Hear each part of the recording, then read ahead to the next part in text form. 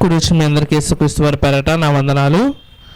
చిన్న ప్రార్థన చేసుకుని దేవుని మాటల్లోనికి వెళ్దామండి. అందరు కళ్ళు మూసినట్లయితే చిన్న ప్రార్థన చేసుకుందాం.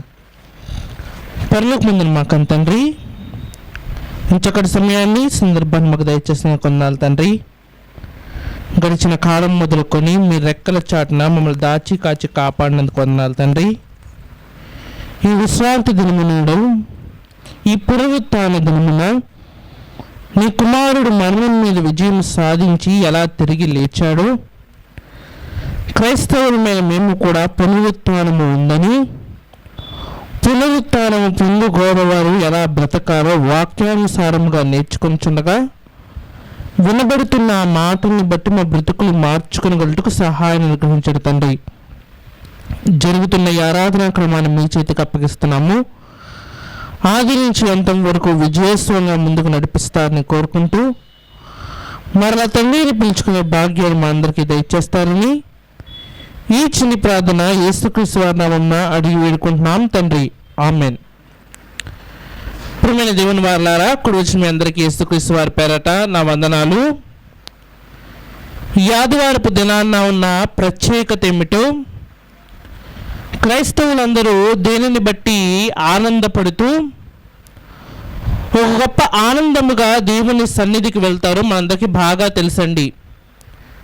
గతించిన శుభ శుక్రవారాన మనందరి కోసము, ప్రపంచం అందరి కోసము చనిపోయిన యేసుక్రీస్తు వారు సమాధి చేయబడి 3 రోజుల తర్వాత తాను అన్నట్టుగానే ధర్మశాస్త్రంలో రాయబడినట్టుగానే మరలా ఈ ఆదివారపు దినాన్న తిరిగి లేచినట్టుగా, మరణాన్ని జయించినట్టుగా మనం మాట్లాడుకుంటూ ఉంటాం. దేవుని కుమారుడు భూమి మీదకి రావడమే ఒక ఎత్తు అయితే, వచ్చిన ఆయన మనుషుని మధ్య మనుషునిగా, బీదల మధ్య కటిక బీదునిగా, ప్రపంచంలో ఎవరూ పొందలేనంత గొప్ప మరణాన్ని పొందడము ఇంకా గొప్ప ఎత్తు. అలాంటి ఆయన ప్రపంచంలో ఎవరు జయించలేని మరణాన్ని జయించి ప్రపంచంలో ఉన్న ఏకైక ఖాళీ సమాధిగా పేరుగాంచి ఆ సమాధి నుండి తిరిగి లేచి ప్రపంచానికి నిరూపింపచేశాడు. చనిపోయిన తర్వాత కూడా మనిషికి ఉందంటే బ్రతుకనేది. ఆలోచిస్తే యేసుక్రీస్తు వారి బ్రతుకు వెనకాల మనుషులు తెలుసుకోవాల్సినవి, మనుషులు నేర్చుకోవాల్సినవి, దేవుడు చెప్పాలనుకుంటున్న ఆత్మీయ విషయాలు ఎన్నో దాగి ఉన్నట్టుగా మనకి కనబడుతూ ఉంటాయి. అందుకే ఈ సువార్తలు మనం ఆలోచించగలిగితే అనేక సార్లు బైబిల్ని మనం చదువుతున్నప్పటికీ నూతనమైన విషయాలు దేవుడు మనకు నేర్పించడానికి గల వెనకాలన కారణం ఏమిటంటే, ఎప్పటికప్పుడు మన బ్రతుకులను వాక్యం పట్ల పటిష్టంగా చేయాలని దేవుడు కోరుకుంటూ. కాబట్టి జాగ్రత్తగా మనం ఆలోచిద్దామండి. ఈ విశ్రాంతి దినము రోజు ప్రభు తన పునరుత్థానం ద్వారా మనకు నేర్పించాలనుకుంటున్న పాఠాలు ఏమిటి, అసలు బైబిల్లో దేవుడు ఏమి చేయమని చెప్పాడు, నేటి సమాజంలో ఉన్న క్రైస్తవులు ఏమి చేస్తున్నారు. ఈరోజు చాలామంది క్రైస్తవులు సమాధుల యొద్దకు వెళ్ళి వాటిని శుభ్రం చేసి, వాటికి చక్కగా రంగులు వేసి, వాటి దగ్గర మంచి ఆహారాన్ని పెట్టి తిరిగి వస్తూ ఉంటారు. నిజానికి ఈ విధమైన ఆచరణ కానీ, ఇలాంటి విధమైన వాక్యము కానీ 66 గ్రంథాల్లో ఎక్కడా కూడా మనకి కనబడదు. ఆఖరికి యేసుక్రీస్తు వారి సమాధి దగ్గరికి కూడా వచ్చి ఆయన శిష్యులు ఈ పునరుత్థాన దినాన్ని ఈ పని చేశారని చెప్పడానికి కూడా అప్పటికి సమాధిలో ఆయన లేడు. మరి ఎక్కడి నుంచి వచ్చాయంటే మనకు అర్థమైందండి. మనం ఎలా అనుకుంటున్నాం ఏమని అంటే, పునరుత్థానం అంటే ఇవి సమాధిని క్లీన్ చేయాలి, సమాధికి మంచి రంగులు వేయాలి, అందరూ తరలి అక్కడికి వెళ్ళి ప్రార్థన చేయాలి, ఇది పునరుత్థానం అని మనం అనుకుంటున్నాం. కానీ ప్రారంభ శతాబ్దంలో యేసుక్రీస్తు వారు సమాధి నుంచి లేచిన తర్వాత ఆయన సమాధి నుంచి వచ్చాడనే విషయంలో చాలామందికి ఏమున్నాయంటే అపోహలు అనేవి ఉన్నాయి. కొంతమంది అంటున్నారంట ఆయన శిష్యులే ఆయన బాడీని ఎత్తుకెళ్ళిపోయారు, ఆయన లేవలేదు కదా, ఆయన ఇంకా చనిపోయి ఉన్నాడు. కాకపోతే తన శిష్యులు ఏం చేశారంటే బాడీని అక్కడి నుంచి మాయించేశారు. మరికొంతమంది ఏమంటున్నారంటే ఈ రోమీలు చేశారు ఇదంతా.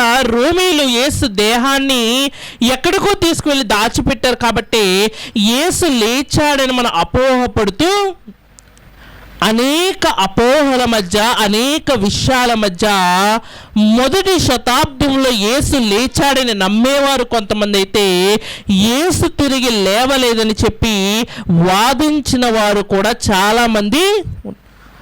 ఆ వాదనలు ఒకసారి మనం వింటే ఇది కూడా నిజమే కదా, వారు అడుగుతున్న ప్రశ్నలో న్యాయం ఉంది కదా అనిపిస్తూ ఉంటుంది. ఒకసారి వారి వాదనలు ఏంటో మనం చూడగలిగితే కొరింథీయులకు రాసిన మొదటి పత్రికకు మనం వెళ్దామండి. కొరింథీయులకు రాసిన మొదటి పత్రిక 15వ అధ్యాయము 34వ వచనాన్ని మనం చదువుకుందామండి. కొరింథీయులకు రాసిన మొదటి పత్రిక 15వ అధ్యాయము 34వ వచనాన్ని చదవగలిగితే ఏమంటున్నాడు చూద్దామండి. నీతి ప్రవర్తన గలవారై మేల్కొని పాపము చేయకుడి, దేవుని గూర్చిన జ్ఞానము కొందరికి లేదు, మీకు సిగ్గు కలుగుటకై ఇట్లు చెప్పుచున్నాను. దేవుని సంగతులు అర్థము కావాలంటే ఏముండాలంటే ఇక్కడ పౌలు గారు అంటారు దేవుని గూర్చిన జ్ఞానం అనేది, దేవుని కూర్చిన జ్ఞానము లేకుండా వాక్యం అనేది మనకేమవుదంటే సరిగ్గా అర్థం అనేది కాదండి. ఎందుకంటే రాయబడినది మన భాషలో అయినప్పటికీ, రాయబడినది మన పదాలలో అయినప్పటికీ అందులో అర్థం దేన్ని బట్టి వచ్చిందంటే బైబిల్ చెబుతుంది వాక్యాన్ని మనుషులు రాసినప్పటికీ ఆ మాటలు ఎక్కడి నుంచి వచ్చాయంటే పరిశుద్ధాత్మ ప్రేరణ వల్ల. ఒక పుస్తకాన్ని మనిషి ఆలోచించి రాసేవారు కొంతమంది అయితే, అనుభవాల నుంచి రాసేవారు కొంతమంది అయితే, ఊహించి రాసేవారు మరికొంతమంది అయితే, వేరే వాడి కథను కాపీ కొట్టి రాసేవాళ్ళు కొంతమంది అయితే, బైబిల్ అంతా కూడా ఎలా రాయబడిందంటే దేవుడు ఒక మనిషికి ఆలోచన ఇస్తే ఆ ప్రేరేపణ ద్వారా అనేక మంది ప్రవక్తలు, అనేక మంది భక్తులు రాసిన గ్రంథాలే 66 గ్రంథాల సంపుటే ఈరోజు మన చేతుల్లో ఉంది. దీన్ని అర్థం చేసుకోవాలంటే మనకేముండాలి, మన క్వాలిఫికేషనే ఉండాలంటే, దీన్ని అర్థం చేసుకోవాలంటే మన క్వాలిఫికేషనే ఉండాలంటే దేవుని గూర్చిన జ్ఞానము లేని వారికి ఇది ఎలా కనబడుతుందంటే అజ్ఞానము వలె. అందుకే చాలామంది శాస్త్రవేత్తలకు వాక్యములో ఉన్నది జ్ఞానం అని తెలిసినా ఎందుకు అంగీకరించలేరంటే వారికి మనుష్య సంబంధమైన జ్ఞానం ఉంది కానీ ఏ జ్ఞానం లేదంటే దేవుని గూర్చిన జ్ఞానం అనేది అది లేదు. కాబట్టి దేవుని నమ్మరు. దేవుడు రాసిన మాటల్ని తీసుకునే పరిశీలన అయితే చేస్తారు కానీ దేవుడిని నమ్మరు. కారణం ఏంటంటే దేవుడు లేడు అని మాట్లాడుతూ ఉంటారు. నిజానికి వాక్యాన్ని చదవవలసింది మనుష్య జ్ఞానం అయితే కాదు.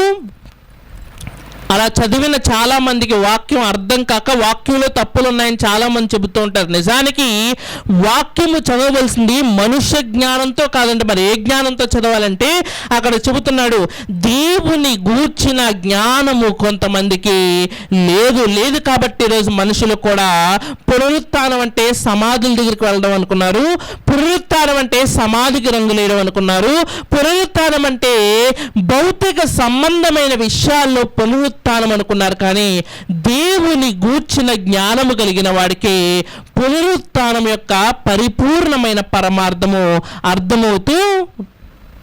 ఆలోచన చేద్దామండి. మనుష్య సంబంధమైన దేవుని జ్ఞానము లేని వాళ్ళు అసలు ఈ పునరుత్థానాన్ని ఎలా అర్థం చేసుకుంటారో కింద మాట నుంచి మాట్లాడుతున్నాడు. ఏమంటున్నాడో మనం చదవగలిగితే ఒక వ్యక్తి ప్రశ్న అడుగుతున్నాడు అంటే పౌలు గారిని. ఏమని అడుగుతున్నాడు అంటే 35వ వచనం చదువుదామండి. ఏమంటున్నాడు చూడగలిగితే, అయితే మృతులు ఎలాగు లేతురు, వారెట్టి శరీరముతో ఒత్తురని ఒకడు అడుగును. చాలా వ్యాలిడ్ క్వశ్చన్ అడుగుతున్నాడంటే ఏమనంటే, అయ్యా పౌలు పునరుత్థానం ఉందని చెబుతున్నావు కదా, చనిపోయిన వాడు తిరిగి వస్తాడని నువ్వు చెబుతున్నావు కదా, ఒకవేళ వస్తే ఏ శరీరంతో వస్తాడు? ఎందుకంటే శరీరం అనేది చాలా డెలికేట్ వస్తువు. ఎంత డెలికేట్ అంటే భూమిలో పాతి పెట్టిన 3 రోజుల తర్వాత నుంచి కొద్ది కొద్దిగా మట్టిలో కలిసిపోవడం ప్రారంభం అవుతూ ఉంటుంది. కొన్ని సంవత్సరాల తర్వాత అక్కడ అస్థి పంజరం తప్పితే మనం చూసిన రూపం ఎక్కడా కూడా అక్కడ కనబడదు. ఏమైంది? శరీరం అంటే మట్టిలో పురుగుల చేత తినివేయబడి మట్టిలో మట్టిగా కలిసిపోయింది. మన భారతదేశంలో చనిపోయిన తర్వాత ఒక మనిషిని కాలుస్తూ ఉంటారు. కాలిస్తే మనిషి ఏమైపోతూ ఉంటాడంటే బూడిదవుతూ. మరి వారికి శరీరం లేదు కదా. కొంతమంది కాల్చబడ్డారు, కొంతమంది మట్టిలో మట్టిగా కలిసిపోయారు, కొంతమంది శరీరాలేమో ఓడ ప్రమాదాల వల్ల ఎక్కడ చనిపోయారో కూడా తెలియదు. అసలు వాళ్ళ బాడీలు ఉన్నాయో లేదో కూడా తెలియకుండా సముద్ర గర్భంలో కలిసిపోయారు కదా. ఒకవేళ వాళ్ళకి పునరుత్థానం వస్తే వాళ్ళు అదే బాడీతో రావడానికి వారికి సరైన శరీరాలు కూడా అంతేనా కదా, వ్యాలిడ్ డౌటే కదా. ఎందుకంటే భూమి మీద మనిషి బ్రతికి రావాలంటే మనిషికి ఏముండాలి? ఖచ్చితంగా శరీరం అనేది. మనం మాట్లాడుకుంటూ చెప్పుకుంటాం కదా, శరీరము లేనప్పుడు ఆత్మ, కానీ ఆత్మ ఉండి శరీరం లేదు. కానీ మనం ఏమని మాట్లాడుకుంటూ ఉంటామంటే శవము అని మాట్లాడుకుంటాం. దానికోసము ఎవరు పెద్దగా పట్టించుకోరు. చాలా చక్కటి ప్రశ్న అడుగుతున్నాడు, చాలా జ్ఞానవంతమైన ప్రశ్న. మరి వారికి బాడీ లేకపోతే వాళ్ళ ఆత్మ వచ్చి కూడా పెద్ద ప్రయోజనం ఏమి. ఎందుకంటే ఆత్మ ఎవరికి కనిపించదు, ఆత్మ స్వరం ఎవరికి వినిపించదు, ఆత్మ కంటికి కనిపించదు, చెవికి వినిపించదు. ఆత్మ ఉందనే సంగతి మనుషులకు తెలియదు. మన కళ్ళ ముందు చనిపోతున్న ఒక వ్యక్తిలోంచి ఆత్మ వెళ్ళిపోవడమే మనకు తెలియదు. అలాంటిది బ్రతికొచ్చిన ఆత్మ మనకు ఎలా తెలుస్తుంది? కాబట్టి అతన్ని ఐడెంటిఫై చేయాలంటే అతనికి ఒక దేహం ఉండాలి కదా. మరి అతని దేహమేమో కాలిపోయింది, ఒకటి దేహమేమో కుళ్ళిపోయింది, ఒకటి దేహమేమో అసలు ఉన్నదా లేదా సరైన క్లారిటీ కూడా ఏమీ కూడా. ఎలా బ్రతుకుదురు? ఒకవేళ రావాలంటే వాళ్ళకి శరీరం ఉండాలి. వాళ్ళ శరీరం ఏమో ఇక్కడ లేదు. కాబట్టి పునరుత్థానానికి కూడా ఏమి లేదంటే ఆస్కారము లేదు, పునరుత్థానము జరగదు అని మాట్లాడుతున్నాడు. దీన్ని ఆలోచిస్తున్నప్పుడు మనకు కూడా ఏమనిపిస్తుంది అంటే అవును కదా, శరీరము లేకుండా ఒక వ్యక్తి బ్రతకలేడు, బ్రతకనప్పుడు దాన్ని పునరుత్థానం అని అనరు. అంతేనా కదా. పునరుత్థానం అంటే ఏంటంటే చనిపోయిన వాడు తిరిగి రావాలి. ఎలా రావాలి? ఆడు వచ్చాడని మనకు తెలియాలంటే దేహం ఉండాలి. మరి అతను దేహం లేనప్పుడు ఆ వ్యక్తి బ్రతికి రాలేనట్టే కదా అర్థము. బ్రతికి లేడు అంటే దాని అర్థం ఏంటంటే పునరుత్థానం అనేది జరగలేదు. చాలా చిన్న ప్రశ్న అయినప్పటికీ క్రైస్తవ విశ్వాసాన్నే ప్రశ్నించే ప్రశ్న అండి. ఎంతో గొప్పది. ఎవరైనా రేపొద్దున మనల్ని కూడా వచ్చి నీకు పునరుత్థానం ఉందని మాట్లాడుతున్నావు కదా, మరి నీ ప్రభువును చనిపోయిన తర్వాత 50 సంవత్సరాలకు వస్తే అప్పటికి నీ శరీరం భూమిలో కుళ్ళిపోతే నువ్వు పునరుత్థానం చెందడానికి నీ దగ్గర సరైన శరీరము కూడా లేదు. మరి ఎలా తిరిగి లేస్తావు? ఎవరైనా ఇలాంటి ప్రశ్న అడిగితే మన దగ్గర కూడా సరైన సమాధానం అనేది ఉండదు. అంతేనా కాదండి. ఈరోజు సమాధుల దగ్గరికి వెళ్ళి రంగులు వేస్తున్న వారిని ఎవరైనా వెళ్ళి లోపలున్న వ్యక్తి సజీవుడి బయటికి తీసుకురావడానికి ప్రభువు సిద్ధంగా ఉన్నాడు, మరి అతని దేహం ఏది అన్నప్పుడు వాళ్ళ దగ్గర కూడా సరైన సమాధానము లేదు. అందుకే జాగ్రత్తగా ఆలకించండి. దేవుడు మనం చేసే వాటిని ఎప్పుడు ఎందుకు వ్యతిరేకిస్తాడంటే మనిషి చేసేవి పైకి బాగా కనిపించచ్చేమో కానీ వాటిలో అర్థం అనేది. అందుకే దేవుడు బైబిల్లో చెప్పలేదు సమాధి దగ్గరికి వెళ్ళండి రంగులు వేయండి అని. ఎందుకు చెప్పలేదంటే ఆ సమాధితోనూ సమాధిలో ఉన్న శరీరముతోనూ ఆయన పని అనేదే. ఆలోచన చేద్దామండి. శరీరము లేని వ్యక్తి పునరుత్థానుడు మరలా ఎలా బ్రతుకుతాడు? ఒకవేళ మరలా బ్రతికినా ఈ లోకంలో అతను ఉండాలంటే అతను ఖచ్చితంగా ఉండాలంటే శరీరం అనేది. మరి ఎలా బ్రతుకుతాడు?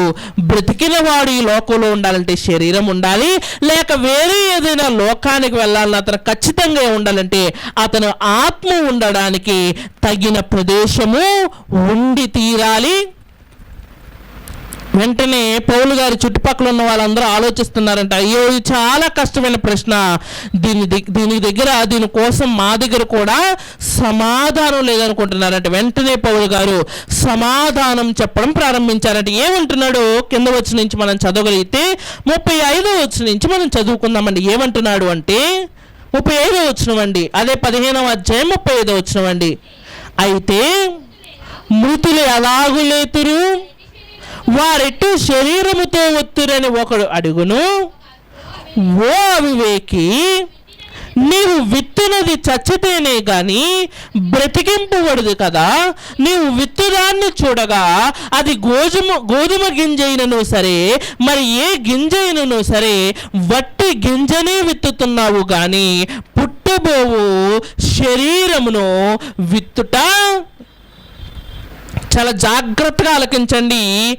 మనుషులకు అర్థమయ్యే చాలా సింపుల్ లాజిక్ చెబుతున్నాడు. ఏమంటున్నాడు అంటే, ఈరోజు మనం పాతి పెట్టబోతున్న ఈ శరీరం ఏదైతే ఉందో, ఈరోజు భూమి మీద సమాధి చేయబడుతున్న ఈ శరీరం ఏదైతే ఉందో, దాన్ని ఒక గింజతో పోలుస్తూ, భూమి మీద వ్యవసాయం చేసే వారికి తెలుస్తూ ఉంటుంది ఏంటంటే, భూమిలో వారు దేనిని పాతుతూ ఉంటారంటే, గోధుమ గింజనైనా, ఒక వరి గింజనైనా, లేక ఏదైనా ఒక గింజని మనం భూమిలో పాతి పెట్టిన తర్వాత కొన్ని రోజుల కంట ఆ పాతి పెట్టబడిన దాంట్లోంచి పైకి వస్తుందంటే చక్కటి పంట అనేది. మనందరికి అర్థం కావాలి అంటే, ఒక మామిడి టెంకనే తీసుకొని పైన చాలా గట్టిగా ఉంటుంది, లోపల చిన్ని విత్తనం అనేది. ఆ టెంకని మనం జాగ్రత్తగా భూమిలో కడిగి పాతి పెట్టిన తర్వాత కొన్ని రోజులు అబ్జర్వ్ చేయగలిగితే, ఆ బయట ఉన్న దాన్ని పగలగొట్టుకొని లోపల నుంచి కొద్ది కొద్దిగా ఒక మొలక రావడం ప్రారంభమవుతుంటుంది. కొన్ని సంవత్సరాలకు అది ఎలా మారిపోతుందంటే ఒక పెద్ద చెట్టుగా మారిపోతూ 20 సంవత్సరాల తర్వాత పెద్ద చెట్టుగా కనబడుతుంది. 20 సంవత్సరాల ముందు అది ఎక్కడుందంటే చిన్న విత్తనంలోనే. నీకు తెలియదంటే ఆ జీవము కానీ, ఆ పైకొచ్చిన ఆ రూపము కానీ ఎక్కడుందంటే చిన్న టెంకలోనే ఉంది. కానీ మనం పెద్ద చెట్టును విత్తటం లేదు. దేని విత్తుతున్నామో తెలుసా? చిన్న గింజని విత్తుతూ. ఓ అవివేకి, ఎప్పుడైనా ఆలోచించావా? నువ్వు వేసిన దానికి చెట్టు వస్తుంది, కానీ నువ్వు చెట్టునే వేయటం లేదు. అంటే చిన్న గింజలోనే మరొక జీవితానికి సంబంధించిన చెట్టును దేవుడు అక్కడ, ఒక చిన్న గోధుమ గింజను నువ్వు నాటుతూ ఉంటావు, పైకి చక్కగా వచ్చి ఒక గోధుమ గింజ కాస్తే అవుతుందంటే 30 దంతులుగా, 60 దంతులుగా, 100 దంతులుగా. ఈ గింజలన్నీ ఎక్కడి నుంచి వచ్చాయంటే ఆ చిన్న విత్తనం నుంచే వచ్చాయి. ఆ చిన్న విత్తనంలో ఉన్న ఇన్ని గింజలు అప్పుడు మన కంటికి కనిపించవు. అది భూమిలో పడి ఏమవ్వాలంటే చనిపోవాలి. చనిపోయే తర్వాత అది మరలా బ్రతకాలి. విత్తనాలు చూడండి, ఏ విత్తనమైనా మనం చూడండి, భూమిలో పాతి వేసిన తర్వాత చనిపోయంట దాని పైన శరీరాన్ని లేయర్ని అది చీల్చుకుని బయటకు వస్తుంది. వచ్చిన తర్వాత దాని రూపం వేరుగా ఉంటుంది, దాని ఎత్తు వేరుగా ఉంటుంది, దాని బలము వేరుగా ఉంటుంది. దాని యొక్క పరిపూర్ణమైన స్ట్రక్చర్ అనేది మనుషులు ఊహించని విధంగా అది మనకి కనబడుతూ, ఒక గుడ్డులో చూడండి, ఒక గుడ్డు భూమి మీదకు వచ్చిన తర్వాత దాని లోపల ఉన్న ఏదైతే జంతువు ఉందో అది చాలా పెద్దది ఉండవచ్చు, కానీ అది పుట్టినప్పుడు ఎలా ఉంటుందంటే చాలా చిన్నదిగా. భూమి మీద కూడా ఈ పాత శరీరాన్ని భూమిలో మనం పాతి పెట్టేస్తే దీన్ని చనిపోయిన తర్వాత ఏమవుతుందంటే ఇందులో నుంచి పునరుత్థానము రోజు ఏమి రాబోతుందంటే నూతనమైన చెట్టు ఎలాగైతే చిన్న విత్తనం నుంచి వచ్చిందో నూతనమైన శరీరముతో బయటకు వస్తాము. జాగ్రత్తగా ఆలకించండి. యేసుక్రీస్తు వారిని సమాధి చేసిన తర్వాత రోమీయులు వచ్చి ఒక అడ్డుబండలు పెట్టారంట. యూదులు వచ్చి అంటున్నారంట అడ్డుబండ ఒకటి సరిపోదు, సమాధి దగ్గరే ఉండాలంటే 2 సైనికులు. సమాధికి అడ్డుబండి ఉంది, 2 సైనికులు ఉన్నారు. లోపల యేసునేమో బట్టతో చుట్టి పెట్టారు. యేసు బయటకు వచ్చే అవకాశం కూడా కానీ ఆదివారం ఉదయాన్నే ఇద్దరు స్త్రీలు వెళ్ళేసరికి అక్కడ పరిస్థితి ఏంటంటే అడ్డుబండ లేదంట, అక్కడ ఉన్న ఇద్దరు సైనికులు కూడా లేరంట. లోపలికి వెళ్ళి చూసేసరికి సమాధిలో ఎవరు కూడా లేరంటే యేసు కూడా. నిజానికి ఆ పరిస్థితిలో మనమే ఉండి చనిపోకుండా అన్ని దెబ్బలు తిన్నాం అనుకోండి, బయటికి నడుచుకుని వెళ్ళే అవకాశం ఉంటుందా అండి? అన్ని కొరడా దెబ్బలు తిని, అన్ని బాధలు అనుభవించి, శ్రమలు అనుభవించి, అన్ని బల్లెపు పోట్లు నువ్వు పొడిపించుకున్న తర్వాత కూడా సమాధిలో ఒకరోజు రెస్ట్ తీసుకున్న తర్వాత బయటికి వచ్చి నడిచేంత శక్తి ఉంటుందా అంటే ఎవరికి కూడా ఉండదు. శిష్యులు కూడా ఆశ్చర్యపోతున్నారంట. యేసు ఏమైపోయాడు అంటే పైనున్న దేవదూతలు చెబుతున్నారంట, యేసు ఇక్కడ లేడు, మీరు పాతి పెట్టిన యేసుగాయ తిరిగి లేవలేదు. ఆయన ఎలా లేచాడో తెలుసా? మహిమ శరీరముతో లేచాడు. మీరు పాతి పెట్టిన దేహం ఎలాంటి దేహం అంటే అది ముళ్ళతో గుచ్చబడింది. అది ఎలాంటి దేహం అంటే రక్తసిక్తముగా మారిపోయింది. అది ఎలాంటి దేహం అంటే బైబిల్ మాట్లాడుతుంది, ఒకప్పుడు సిలువకి వెళ్ళినప్పుడు ఆయన పరిస్థితి ఎలా ఉంది అంటే ఆయన ఎలా ఉన్నాడంటే మనుషులకు మరి చూడనొల్లని వాడుగా, ముఖం నిండా గాయాలు, చేతి నిండా గాయాలు, కాళ్ళ నిండా గాయాలు. బైబిల్ చెబుతుంది నడినెత్తి మొదలుకొని అరికాలి వరకు ప్రతి చోట ఆయన పరిస్థితి ఎలా ఉందంటే ఒక జబ్బు చేసిన వాడు ఎంత బాధపడతాడు అంతకన్నా ఎక్కువగా శరీరం అంతా కూడా ఏమైపోయిందంటే పచ్చి పుండ్లుగా. శిష్యులు అనుకుంటున్నారంట లోపల ఇంకా యేసు అదే దేహంతో లేస్తాడు కదా, మరలా అదే దేహంతో లేస్తాడేమో అని చెప్పి వీళ్ళు లేచిన వెంటనే ఏం చేయాలో డిస్కస్ చేసుకుంటున్నారు. కానీ దేవదూత అంటుందంట చనిపోయిన వాడు ఒక బలహీనమైన శరీరంతో చనిపోయాడు, తిరిగి లేచిన వాడు బలహీనమైన శరీరముతో లేడు. మరి ఏ శరీరంతో ఉన్నాడంటే అక్షయమైన శరీరము. ఎలాగైతే ఆ మొక్క, ఆ చిన్న విత్తనంలో నుంచి వచ్చిన ఆ మొలక, ఆ మొక్క, ఆ చెట్టు క్రొత్తదిగా ఎలాగైతే ఉంటుందో, క్రొత్తదిగా ఎలాగైతే ఉంటుందో, విత్తనం చిన్నదే కానీ దాని చెట్టు ఆకాశాన్ని అంటుతూ. ఆవగింజ చూడండి, బైబిల్లో మాట్లాడుతూ ఉంటాడు, ఆవగింజ చాలా చిన్నదంట. అది భూమిలో పడిన తర్వాత అది చనిపోయి అంట, అది తిరిగి లేచేసరికి అది ఎలా మారిపోతుందంటే ఆకాశాన్ని అంటుకొనంట అనేక మంది జీవరాశులకు నీడనిచ్చేదిగా. కంటికి కనిపించని ఆవగింజండి ఎలా మారిపోతుందో తెలుసా? మన కంటిని, మన దృష్టిని ఆకర్షించేంత పెద్ద చెట్టుగా మారిపోతుంది. యేసు బలహీనుడిగా పాతి పెట్టబడ్డాడు, తిరిగి ఎలా లేచాడో తెలుసా? బలము కలిగిన వాడుగా. ఆయన పాతి పెట్టేటప్పుడు నలుగురు మోసుకుని వెళ్ళారు, కానీ ఆయన తిరిగి లేచినప్పుడు నలుగురు చేత మోయించుకునే బలహీనుడు కాదు, ఆయన నలుగురిని తీసుకువెళ్ళగలిగే బలవంతుడిగా ఉన్నాడంట. ఆఖరికి శిష్యులందరూ కూడా ఒక లోపల కూర్చుని ప్రార్థన చేసుకుంటున్నారంట ఒక గదిలోకి. ఈలోగా ఆ గడియ తీయకుండానే, ఆ తలుపు కొట్టకుండానే లోపలికి యేసు వచ్చేసాడంట. వాళ్ళందరూ చూసి భయపడుతున్నారంట, అయ్యో భూతం వచ్చిందేమో అనుకుంటున్నారంట. వెంటనే యేసు అంటున్నాడంట, నాది ఇంతకు ముందు లాంటి శరీర దేహం అయితే, శరీర దేహం లోపలికి రావాలంటే తలుపు కొట్టాలి, లేకపోతే పిలవాలి. ఏమని? అయ్యా పేతురు తలుపుతే నేను వచ్చానని పిలవాలి. కానీ కొత్త దేహానికి తలుపులు కానీ గోడలు కానీ ఏది కూడా అడ్డు రానంత గొప్ప శరీరాన్ని దేవుడు ఎవరికి ఇచ్చాడు అంటే యేసుక్రీస్తు వారికి ఇచ్చాడు. ఇప్పటికీ ప్రపంచం నమ్మినా నమ్మకపోయినా ప్రపంచంలో ఆయనకంటూ ఉన్న ప్రత్యేకమైన గుర్తింపు ఏంటో తెలుసా? ఆయనకంటూ ఉన్న ఖాళీ సమాధి, సమాధి మీద ఆయన పేరైతే ఉంది కానీ సమాధి లోపల ఆయన లేడు. అంతేనా కాదండి? చాలా సమాధుల మీద మనిషి పేర్లు ఉంటాయి.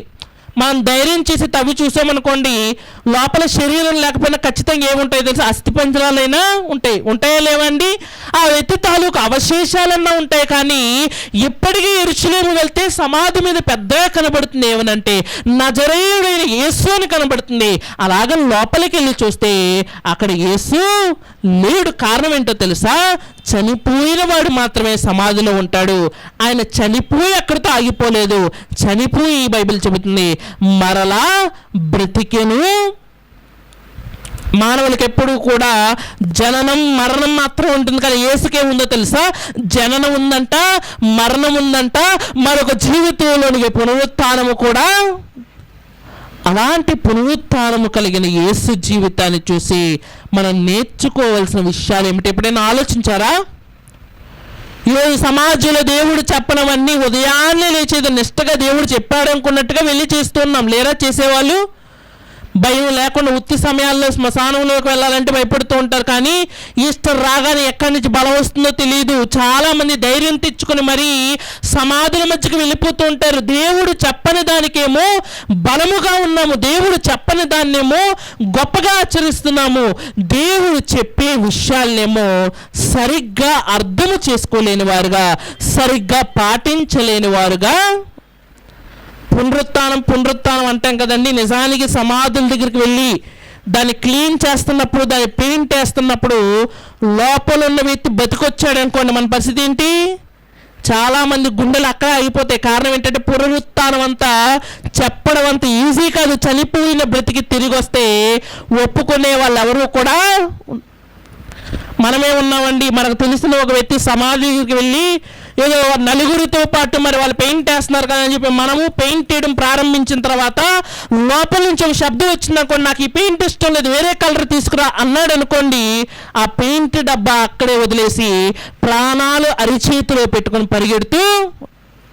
దేవుడు చెప్పలేదండి ఎప్పుడూ కూడా బైబిల్లో మనుష్యునికి కనబడేలాగా పెయింట్ వేయండి, మనుషులకు కనబడేలాగా గ్రానైట్తో కట్టండి, దేవుడు ఎక్కడా చెప్పలేదు. కానీ మరణించి తిరిగి లేచిన యేసు మనకు కొన్ని విషయాలు ఏం చెప్పాడు? ఇందాక చెప్పాను కదా, మరణించి తిరిగి లేచిన వాడు ఈ లోకంలో బ్రతకాలంటే శరీరం ఉండాలి. కానీ యేసు మరణించి తిరిగి లేచింది ఈ లోకములో ఉండడానికైతే. ఎంత బాగా ఈ విషయం మనకు అర్థమవుతుందంటే, మార్కు సువార్త మనం చదువుతున్నప్పుడు చనిపోయి తిరిగి లేచిన ఆయన భూమి మీద ఎన్ని రోజులు ఉన్నాడంటే 40 రోజులు ఉన్నాడంట. 40 రోజుల తర్వాత ఏమైందంటే పరలోకానికి ఆరోహణము. ఆయన మరణించి తిరిగి లేచింది మరలా ఈ లోకంలోనికి వచ్చేదో సంపాదించేదో అనుభవిద్దామని కాదు. కానీ ఆయన ఎక్కడికి వెళ్ళాలనుకుంటున్నాడంటే పునరుత్థానులకంటూ ఒక పట్టణము. భూమి మీద ఎలాగైతే మనుషులుగా మనం కొన్ని గిరులు గీసుకున్నామో, తెలుగు మాట్లాడే వాళ్ళందరూ ఎక్కడ ఉండాలి, హిందీ మాట్లాడే వాళ్ళందరూ ఎక్కడ ఉండాలి, తమిళ్ మాట్లాడే వాళ్ళందరూ ఎక్కడ ఉండాలి, నల్లవాళ్ళు ఎక్కడ ఉండాలి, తెల్లవాళ్ళు ఎక్కువ ఉండాలి, ఎక్కువ జాతి వాళ్ళు ఎక్కడ ఉండాలి, తక్కువ జాతి వాళ్ళు ఎక్కడ ఉండాలి, ఎలాగైతే నిర్ణయించుకున్నామో బ్రతుకున్న వారే భూమి మీద ఉంటారు. మరి బ్రతికి లేని వారు ఎక్కడ ఉంటారో తెలుసా? వారికంటూ ప్రత్యేకమైన స్థలం ఉంది. దాన్ని బైబిల్ భాషలో చెప్పాలంటే పునరుత్థానుల పురము. వీళ్ళందరూ కూడా చనిపోయి తిరిగి లేవడానికి రెడీగా ఉన్న వాళ్ళందరూ ఎక్కడ ఉంటారంటే వారికంటూ ప్రత్యేకమైన ప్రాంతం అనేది. తెలియక భూమి మీద మనుషులు ఉండడానికే స్థలం లేదు, ఇంకా చనిపోయిన వాళ్ళు వస్తే స్థలం ఉంటుందా అండి? ఇప్పటికే జనాభా పెరిగిపోతున్నాయి, వనరులు అయిపోతున్నాయని శాస్త్రవేత్తలు బాధపడుతున్నారు. అంటే చనిపోయిన వ్యక్తులు బ్రతికారనుకోండి, భూమి ఎలా మారిపోతుందో తెలుసా? ఒక రద్దీగా ఉన్న ఒక ట్రైన్లా మారిపోతుంది. కూర్చోడానికి నిలబడడానికి కూడా స్థలం అనేది. కాబట్టి చనిపోయిన వారికి భూమి మీద స్థలం లేదు. మరి వాళ్ళు ఎక్కడున్నారు అంటే, మంచి చేసిన వారికి ఒక మంచి వెయిటింగ్ హాల్ ఉందంట, చెడు చేసిన వారికి ఒక వెయిటింగ్ హాల్ అనేది కూడా. మనకు బాగా అర్థం కావాలి అంటే, మనం రైలు ప్రయాణం చేస్తున్నప్పుడు అక్కడికి వెళ్ళాక అక్కడ 2 రకాల వెయిటింగ్ హాల్ ఉంటాయి. 2 రకాల వెయిటింగ్ హాల్ అంటే, మొదటిది జనరల్ వెయిటింగ్ హాల్. అంటే పైన ఒక ఫ్యాన్ ఉంటుంది, అక్కడ ఒక లైట్ ఉంటుంది, ఒక 20-30 కుర్చీలు ఉంటాయి. సాధారణ ప్రయాణికులందరూ కూడా అక్కడ కూర్చునే అవకాశము ఉంటుంది. అదే నువ్వు ఏసీ టికెట్ తీసుకొని ఏసీ ప్రయాణం చేయాలనుకుంటే ఒక 30 రూపాయలు నువ్వు ఇవ్వగలిగితే ఏసీ వెయిటింగ్ హాల్ నీకంటూ ప్రత్యేకమైన గది ఇస్తాడు. ఒక 2 కూర్చోవచ్చు, స్నానం చేయవచ్చు, తినవచ్చు, చక్కగా ఏసీలో ఉండవచ్చు.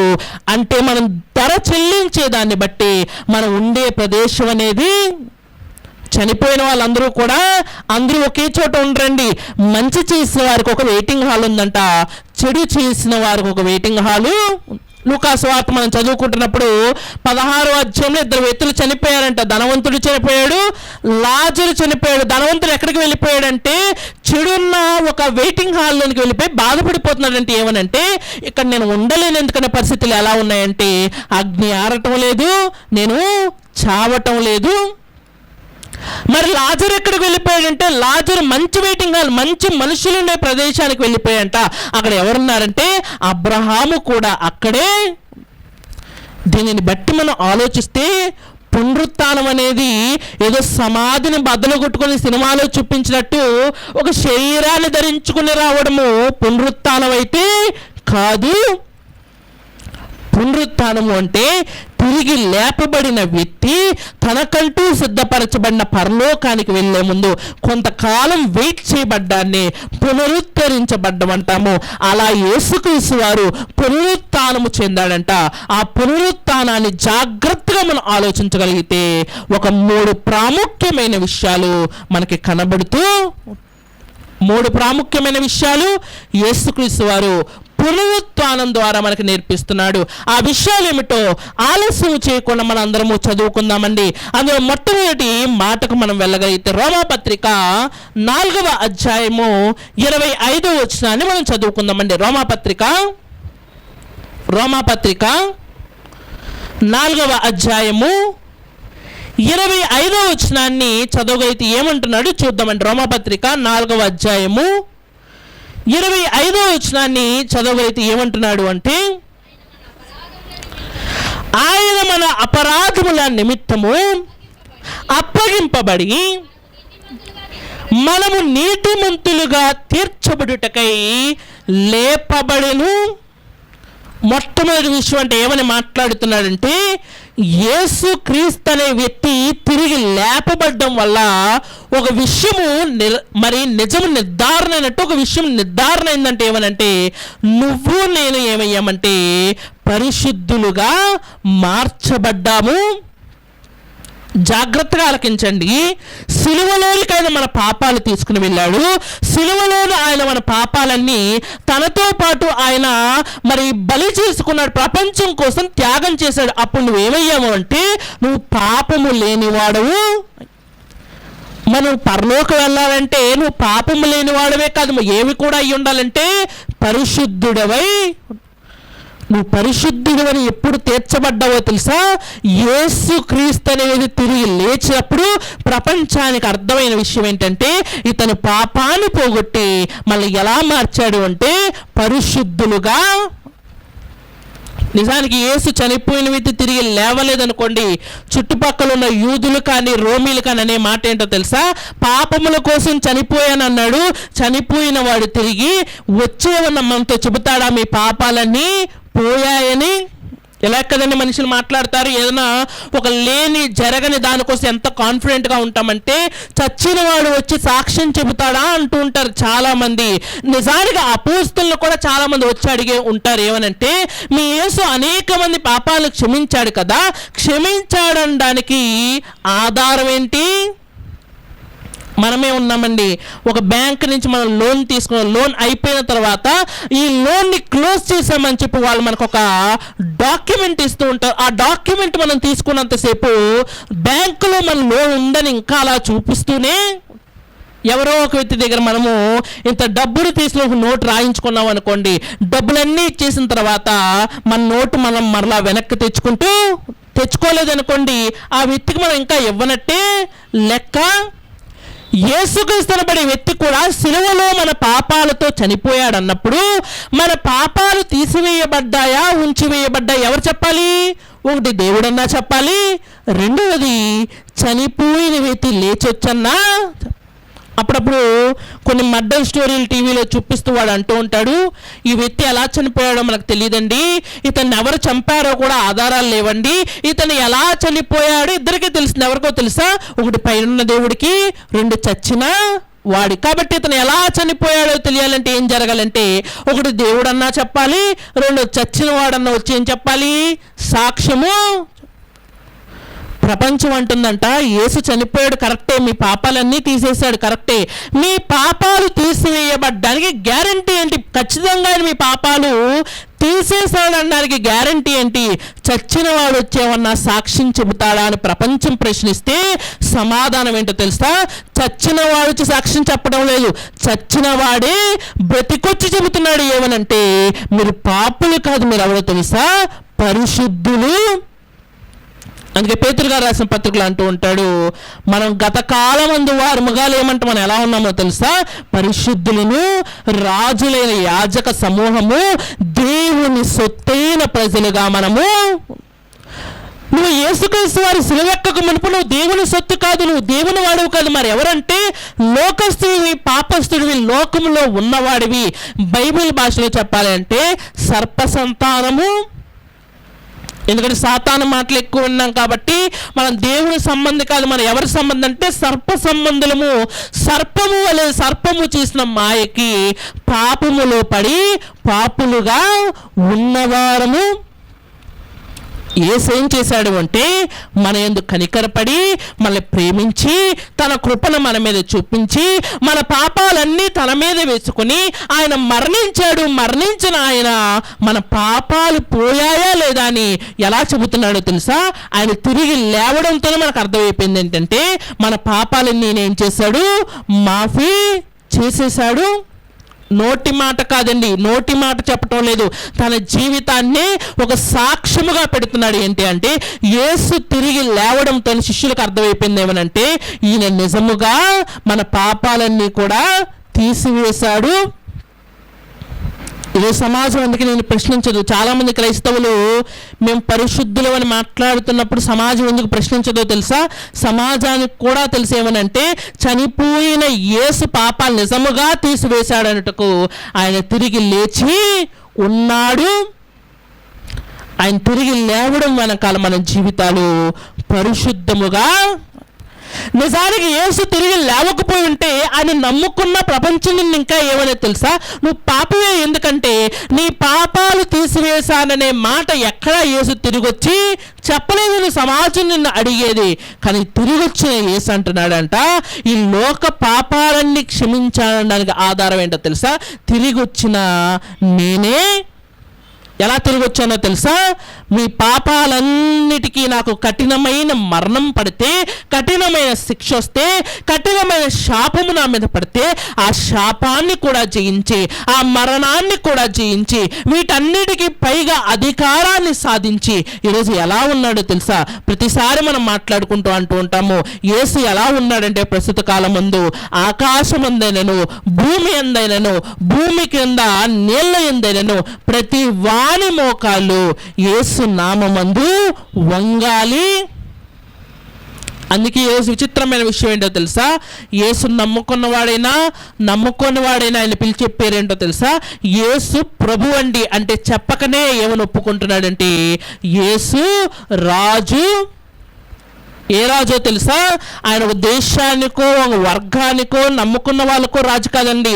భూమి మీద క్షమించబడిన ప్రతి పాపికి ఆయన ఎవరో తెలుసా? రాజుగా.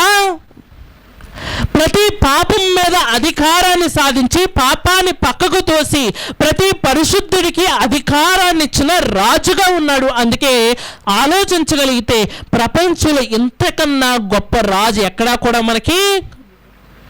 ఎంతో గొప్ప రాజు అయినప్పటికీ ఏదో ఒక చోట ఓడిపోయాడు, ఎంతో గొప్ప రాజు అయినప్పటికీ ఏదో ఒక చోట చితకలబడ్డాడు. కానీ మన రాజు పైకి బలహీనముగా కల్పించినప్పటికీ ఆయనంత బలవంతుడు ఎవరు కూడా లేరు. తెలుగు భాషలో ఇలాంటి వాళ్ళకు ఒక చక్కటి పదాన్ని ఉపయోగిస్తూ ఉంటారు. వీళ్ళెవరో తెలుసా? మకుటం లేని మహారాజులండి. మకుటం లేని మహారాజు అంటే నెత్తి మీద బంగారు కిరీటం లేదు, కానీ బంగారు కిరీటము కన్నా విలువైన అధికారం అతని చేతుల్లో ఉంది. ఈరోజు కాలానికి శక పురుషుడిగా, యుగ పురుషుడిగా, మరి కాలానికి మధ్యలో నిలబడ్డాడు. ఎవరు మాట్లాడినా క్రీస్తు పూర్వము, క్రీస్తు శకము అని మాట్లాడుకుంటున్నారు. ఎవరు మాట్లాడుకున్నా యేసు ప్రభు అని నమ్మిన వాడైనా నమ్మకపోయిన వాడే ప్రభు అంటున్నాడంటే యేసు గొప్పవాడిని ఒప్పుకుంటున్నాడు. ఆ గొప్పతనం ఎలా వచ్చిందో తెలుసా? మరణించి తిరిగి లేచాడు. ఇలాంటిది సాహసం అని చెప్పలేమండి, కానీ ఇలాంటిది సాహసము కన్నా గొప్పది. సమాజంలో చాలామంది ఉన్నారు సోకాళ్ళు వ్యక్తులు. చనిపోయి తిరిగి లేస్తాను, పలానా చోట ఉద్భవిస్తాను, పలానా చోట మరలా పుడతానని చెప్పిన వాళ్ళు తిరిగి రాని ఎన్నో రోజులు మనం చూస్తూ, అంతేనా కాదండి? సజీవంగా సమాధి చేసుకున్న వాళ్ళు సమాధి అయిపోయారే, కానీ సమాధిలోంచి ఒక మొలక ఒక చెట్టు వచ్చినట్టుగా బయటకు వచ్చిన వారు ఎవరు కూడా. యేసు మాత్రమే మరణాన్ని జయించాడు. ఏదైతే శాస్త్రవేత్తలు భయపడతారో, ఏదైతే డాక్టర్లు భయపడతారో, ఏదైతే మనుషులు భయపడతారో, ఏదైతే జంతువులు భయపడతాయో వాటన్నిటి మీద ఏమి సాధించాడంటే అధికారాన్ని. యేసు చేసిన ఈ విషయం చిన్నదిగా కనపడచ్చేమో కానీ ప్రపంచంలో ఎవ్వరూ సాధించినటువంటి గొప్ప విజయం ఎవరి దగ్గర ఉందంటే యేసు దగ్గర. 100 కోట్లు సంపాదించిన వాడు ఊరికి గొప్ప ఏమో కానీ మరణానికి, అందుకే మరణం రాగానే తలదించుకుని వెళ్ళిపోతూ ఉంటాడు. ఒక గొప్పవాడు, ఒక అధికారి, ఒక రాజకీయ నాయకుడు తన పార్టీ వాళ్ళకు గొప్ప ఏమో, మరణం రాగానే తల ఉంచుకుని వెళ్ళిపోతాడు. కానీ మరణం వచ్చినా సరే తల వంచకుండా మరణము యొక్క తలనే ఉంచి దాన్ని త్రొక్కిన వాడెవరైనా ఉన్నాడంటే యేసుగాక మరెవరూ కూడా లేరు. అందుకే బైబిల్లో ఇలాంటి ఆయన గొప్పతనాన్ని మాట్లాడడానికి ఇందాక మనం చదువుకున్న ఆ కొరింథీయులకు రాసిన పత్రిక మనం మరలా వెళ్ళగలిగితే, కొరింథీయులకు రాసిన పత్రిక మనం చూడగలిగితే ఏమంటున్నాడు, అదే అధ్యాయం 15వ అధ్యాయం, కొరింథీయులకు రాసిన మొదటి పత్రిక 15వ అధ్యాయము 54-55 వచనాలు మనం చదవగలిగితే ఏమంటున్నాడో చూద్దామండి. కొరింథీయులకు రాసిన మొదటి పత్రిక 15వ అధ్యాయము 54-55 వచనాలు చదవగలిగితే ఏమంటున్నాడో చూద్దామండి. ఈ క్షయమైనది అక్షయతను ధరించుకున్నప్పుడు, ఈ మచ్చమైనది అమర్చతను ధరించుకున్నప్పుడు విజయమందు మరణము మృంగివేయబడను అని రాయబడిన వాక్యము నెరవేరెను. అన్నీ చేంజ్ అవుతున్నాయండి. ఎలా చేంజ్ అవుతున్నాయంటే యేసు మరణము నిన్ను పాపాలు తీసివేసేస్తే యేసు తిరిగి లేవడం నిన్ను పరిశుద్ధుడిగా మార్చింది. మార్పు వచ్చిందా లేదా అండి? పాపిగా వచ్చావు, పరిశుద్ధుడిగా బయటకు. ఆయన సమాధిలోనికి కూడా ఎలా వెళ్ళాడంటే చచ్చిన వాడుగా వెళ్ళాడు, కానీ బయటికి ఎలా వచ్చాడంటే బ్రతుకున్నవాడుగా. అదే చెబుతున్నాడు. లోపలికి వెళ్ళినప్పుడు ఎలా వెళ్ళిందంటే దేహం అంట క్షయమయ్యేదిగా, భూమిలో పాతేస్తే పురుగులు తినేసేదిగా వెళ్ళిపోయింది, అగ్నిలో వేస్తే కాలిపోయేదిగా వెళ్ళిపోయింది, లేకపోతే బయట వదిలేస్తే ఎండిపోయేదిగా, ఉబ్బిపోయేదిగా, పేలిపోయేదిగా, ఏ చేసినా నాశనం అయిపోయేదిగా లోపలికి వెళ్ళిందంట దేహము. కానీ బయటకు వచ్చినప్పుడు ఎలా వచ్చిందో తెలుసా? క్షయమయ్యేదిగా లోపలికి వెళ్ళి బయటికి ఎలా వచ్చిందంటే అక్షయమయ్యేదిగా. ఆ శరీరానికి రోగాలు లేవంట, ఆ శరీరానికి దాహము లేదంట, ఆ శరీరానికి అన్నిటికన్నా ప్రధానమైన మరణము. అందుకే రోమన్ ప్రభుత్వం కానీ యూదులు కానీ ఒకసారి శరీరాన్ని ధరించుకుని యేసుని చంపగలిగారేమో కానీ అందరూ చూస్తుండగా యేసు పరలోకానికి వెళ్ళేటప్పుడు ఆయన పట్టుకుని బంధించాలన్న ఆలోచన కూడా ఎవరికి ఎందుకు రాలేదంటే ఆ శరీరం చూడగానే వాళ్ళకి అర్థమైపోయిందంట, దీన్ని ఏ తాళ్ళు ఏ సంఖ్యలు కూడా బంధించలేని గొప్ప శరీరం ఆయన దగ్గర. మనం ఎలాగైతే అప్పుడప్పుడు వారంటీ ఉన్నప్పుడు పాతది ఇచ్చి కొత్తది తెచ్చుకుంటాము, పాతది పాడైపోయింది ఇస్తాము, కొత్తది మనం మంచిగా పనిచేసేది ఎలాగైతే తెచ్చుకుంటామో యేసుక్రీస్తు వారు కూడా మరణానికి తన పాత శరీరాన్ని అప్పగించంట. కొత్తది ఎలాంటి శరీరం అంటే అది కొరడాలతో కొడితే బాధపడే శరీరము కాదు. మనుషులు ఉమ్మి వేయాలనుకున్నా ఉమ్మి వేయలేనంత గొప్ప శరీరంతో వచ్చాడు. రాళ్లతో కొట్టిన దెబ్బ తగలని శరీరంతో వచ్చాడు. మనుషులు 10 మంది కలిసి బంధిద్దాం అనుకున్నా వారి గుప్పిట్లో దొరకనంత గొప్ప బలముతో ఆయన. అందుకే పాత నిబంధనలో ఒక మాట అంటూ ఉంటాడు, నీ రాజు తిరిగి వస్తున్నప్పుడు ఎలా ఉంటాడో తెలుసా? యుద్ధమునకు వెళ్ళి వచ్చిన ఒక రాజు అలాగే బలాఢ్యుడై తన ఒంటి మీద రక్తపు మరకలతో కత్తి ఘాట్లతో ఎంత పౌరుషంగా కనబడుతూ ఉంటాడో నీ యేసు రాజు తిరిగి రాకబోతున్నప్పుడు ఈ భూమి మీదకు పునరుత్థానము చెంది ఆయన రాబోతున్నప్పుడు ఎలా రాబోతున్నాడంటే బలము కలిగిన వాడుగా. చనిపోయేటప్పుడు ఆయనకి ఏమి బలం లేదండి, ఆయనకు అధికారం లేదండి, ఆయనకు హోదా లేదండి, ఆయనకి ఏది కూడా లేదు. కానీ తిరిగి వచ్చేటప్పుడు ఎలా వచ్చాడని మనం ఆలోచించగలిగితే బలము కలిగిన వాడుగా. మరణించేటప్పుడు సంఖ్యలు వేసుకుని లాక్కెళ్ళిపోయారు, కానీ తిరిగి లేచిన తర్వాత సంఖ్యలు వేద్దామన్న సంఖ్యలకు దొరకనంత గొప్పగా ఉన్నాడంట. కొరడాలతో కొడదాం అనుకున్నా కొట్టనంత బలముగా. ఆయన మరణం నీకు నీ పాపాలు తీసివేస్తే ఆయన పునరుత్థానం ఏం చేస్తుందో తెలుసా? నువ్వు నీ పాపాల నుంచి క్షమించబడి ప్రమోట్ అయ్యావు. నీ స్థాయిని పెంచుకునే దేనికి పెంచుకున్నావంటే పాపాత్ముడి నుంచి పరిశుద్ధుడిగా. అందుకే ప్రపంచంలో మనం ఆలోచించగలిగితే ఒక కోడి రక్తము కానీ ఒక మేక రక్తము కానీ ఆఖరికి ఒక నరబలి ఇచ్చిన ఒక మనిషిని మనం పరిశుద్ధుడిగా చేయలేమేమో, కానీ నిన్ను పరిశుద్ధుడిగా మార్చి పరలోక పట్టణపు వారసులుగా ఈరోజు మళ్ళీ మార్చి పౌలు గారు అదే మాట్లాడుతూ ఉంటారు. మనకు పరలోకమందు ఏముందంట? పౌరసత్వం. మన పౌరసత్వం ఎక్కడుందంట? పరలోకమందు. బ్రతికుండగా భారతీయుడు చనిపోతే పరలోక పట్టణస్థుడు. అది ఎలా వచ్చింది? ఆ టికెట్ నీకు ఎంతో ధర పెడితేనే కాదు. ఈరోజు మనం ఆలోచించగలిగితే మరి అమెరికా దేశాధ్యక్షుడు ట్రంప్ ఏం చేస్తాడంటే కొత్తగా ఒక కార్డుని ఇంట్రడ్యూస్ చేశాడంటే, ఇంతకుముందు ఒక 10 సంవత్సరాలు పనిచేస్తే నీకు గ్రీన్ కార్డు ఇచ్చి నువ్వు కూడా అమెరికా వాడమని ముద్ర వేసేసేవారు. కానీ ఇప్పుడు కొత్త రూల్ తీసుకొచ్చాడు. ఏంటంటే అందరూ కలిపి ఏం చేయాలంటే ఎవరైతే ఇక్కడ గ్రీన్ కార్డు కావాలనుకుంటున్నారో 80 కోట్లు డిపాజిట్ చేయాలి. డిపాజిట్ చేయగానే ఒక గోల్డెన్ కార్డు ఇస్తాము. ఆ గోల్డెన్ కార్డు ఉన్నవాడు ఏ దేశస్తుడైనా సరే మేము ఎలా భావిస్తామంటే అమెరికా వాళ్ళలాగే పౌరసత్వం ఇచ్చి అమెరికా వాళ్ళలాగే మేము భావిస్తూ, అమెరికా పౌరసత్వం రావాలంటే 80 కోట్లు పెట్టాలి. ఆఫ్టర్ ఆల్ భూమి మీద ఉండే ఒక పట్టణం పౌరసత్వం రావాలి అంటేనే 80 కోట్లు పెట్టాలంటే అమెరికా కన్నా అందనంత ఎత్తులో పరలోకము. అమెరికా నీకు గొప్పదేమో కానీ దేవునికి, లండన్ మనకు గొప్పదేమో దేవునికి, భూమి మీద ఉన్న ప్రదేశాలు నీకు గొప్పవేమో కానీ దేవుని దృష్టిలో అవి ఎలా ఉన్నాయో తెలుసా? మనం ఎప్పుడు మాట్లాడుకుంటూ ఉంటాం, ఆకాశం నా సింహాసనము, భూమి నా యొక్క పాదపీఠం. ఆ పాదపీఠం మీద ఉన్న చిన్న భూమి కోసం మనము 80 కోట్లు పెడుతున్నాము. కానీ ఆయన ఏమంటున్నాడో తెలుసా? పాదపీఠం మీద కాదు మీరు ఉండాల్సిన, ఎక్కడ ఉండాలో తెలుసా? నా సింహాసనం మీద.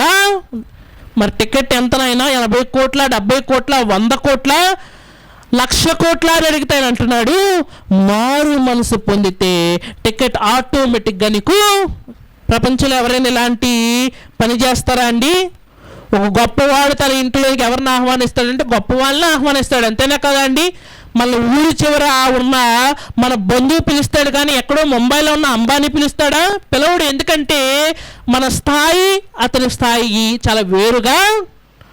అతని ఇంటి కరెంటు బిల్లే దాదాపు 60 లక్షలు. మనం ఎంత అంటే 600 వస్తేనే చాలా కష్టపడుతూ ఉంటాం. అందుకే అతను మనల్ని ఇంటికి పోయేవాడు. కారణం ఏంటంటే మనం గొప్ప వాళ్ళము కాదు, అతని స్థాయి వాళ్ళము కాదు, అంతకు మించి అతనికి మన స్నేహితులం కూడా. అలాంటిది అంబానీ కన్నా గొప్పవాడు దేవుడు అంటే. అంబానీకి లెక్క పెట్టగలిగే కోట్లే ఉన్నాయి, కానీ దేవునికి ఉన్నవేంటో తెలుసా? నిర్గమాకాండంలో ఆయన పేరు అడిగితే ఆయన అంటున్నాడంటే, ఎవరు నువ్వు అంటే ఉన్నవాడు. నేను కూడా ఉన్నవాడిని, ఇన్నున్నవాడిని. అంబానీ అంటే నాకు 20 కార్లు ఉన్నాయి, 30 కార్లు ఉన్నాయి, ఒక ఫ్లైట్ ఉంది, ఒక ప్రైవేట్ జెట్ ఉంది, ముంబై మధ్యలో ఒక పెద్ద ఇల్లు ఉంది. నేను ఉన్నవాడిని అంటే దేవుడు అంటున్నాడు నీకన్నా ఉన్నవాడిని. ఎంత ఉన్నవాడినో తెలుసా? నీ లెక్క అనేది అయితే ఉందో అది నా లెక్క ముందు చాలా చిన్నదిగా. ఒక పెద్ద అమౌంట్లో చిన్న ఒక 2 డిజిట్ నెంబర్, 3 డిజిట్ నెంబర్ మనం ఎలా భావిస్తామంటే చిల్లరండి అని భావిస్తాం, అంతేనా కదా అండి? చిల్లర, చాలా మంది చిల్లరని పట్టించుకోరు కదా. దేవుని దృష్టిలో భూమి మీద ధనవంతులు అందరూ కూడా ఎలా ఉన్నారంటే చిల్లర వలె. ఉన్నదంతయు కూడా అయిందే కదా. బైబిల్ అంటూ ఉంటాడు సమస్తమును కూడా నావే కదా. ఈరోజు దేవుడు ఇచ్చిన భూమి మీద మనం గిర్లు గీసుకుని ఇది నాది ఎంత రేట్ అని మనం ఫిక్స్ చేసుకుంటాం, కానీ నిజానికి భూమి మీద ఈ భూమి అంతా ఎవరిది? ఆయనది. ఏదో తాత్కాలికంగా భూమి మీద ఒక బోర్డు పాతి ఈ ప్లేస్ పల్లవారికి చెందుతుందని మనం మాట్లాడుకుంటున్నాం, కానీ రిజిస్ట్రేషన్ చేసుకుంటున్నాం, కానీ భూమి నాదని పాట పాడుకుంటున్నాం, కానీ భూమి మనది కాదు. మనం తయారు చేసుకున్నామండి, మనం నిర్మించుకున్నామా?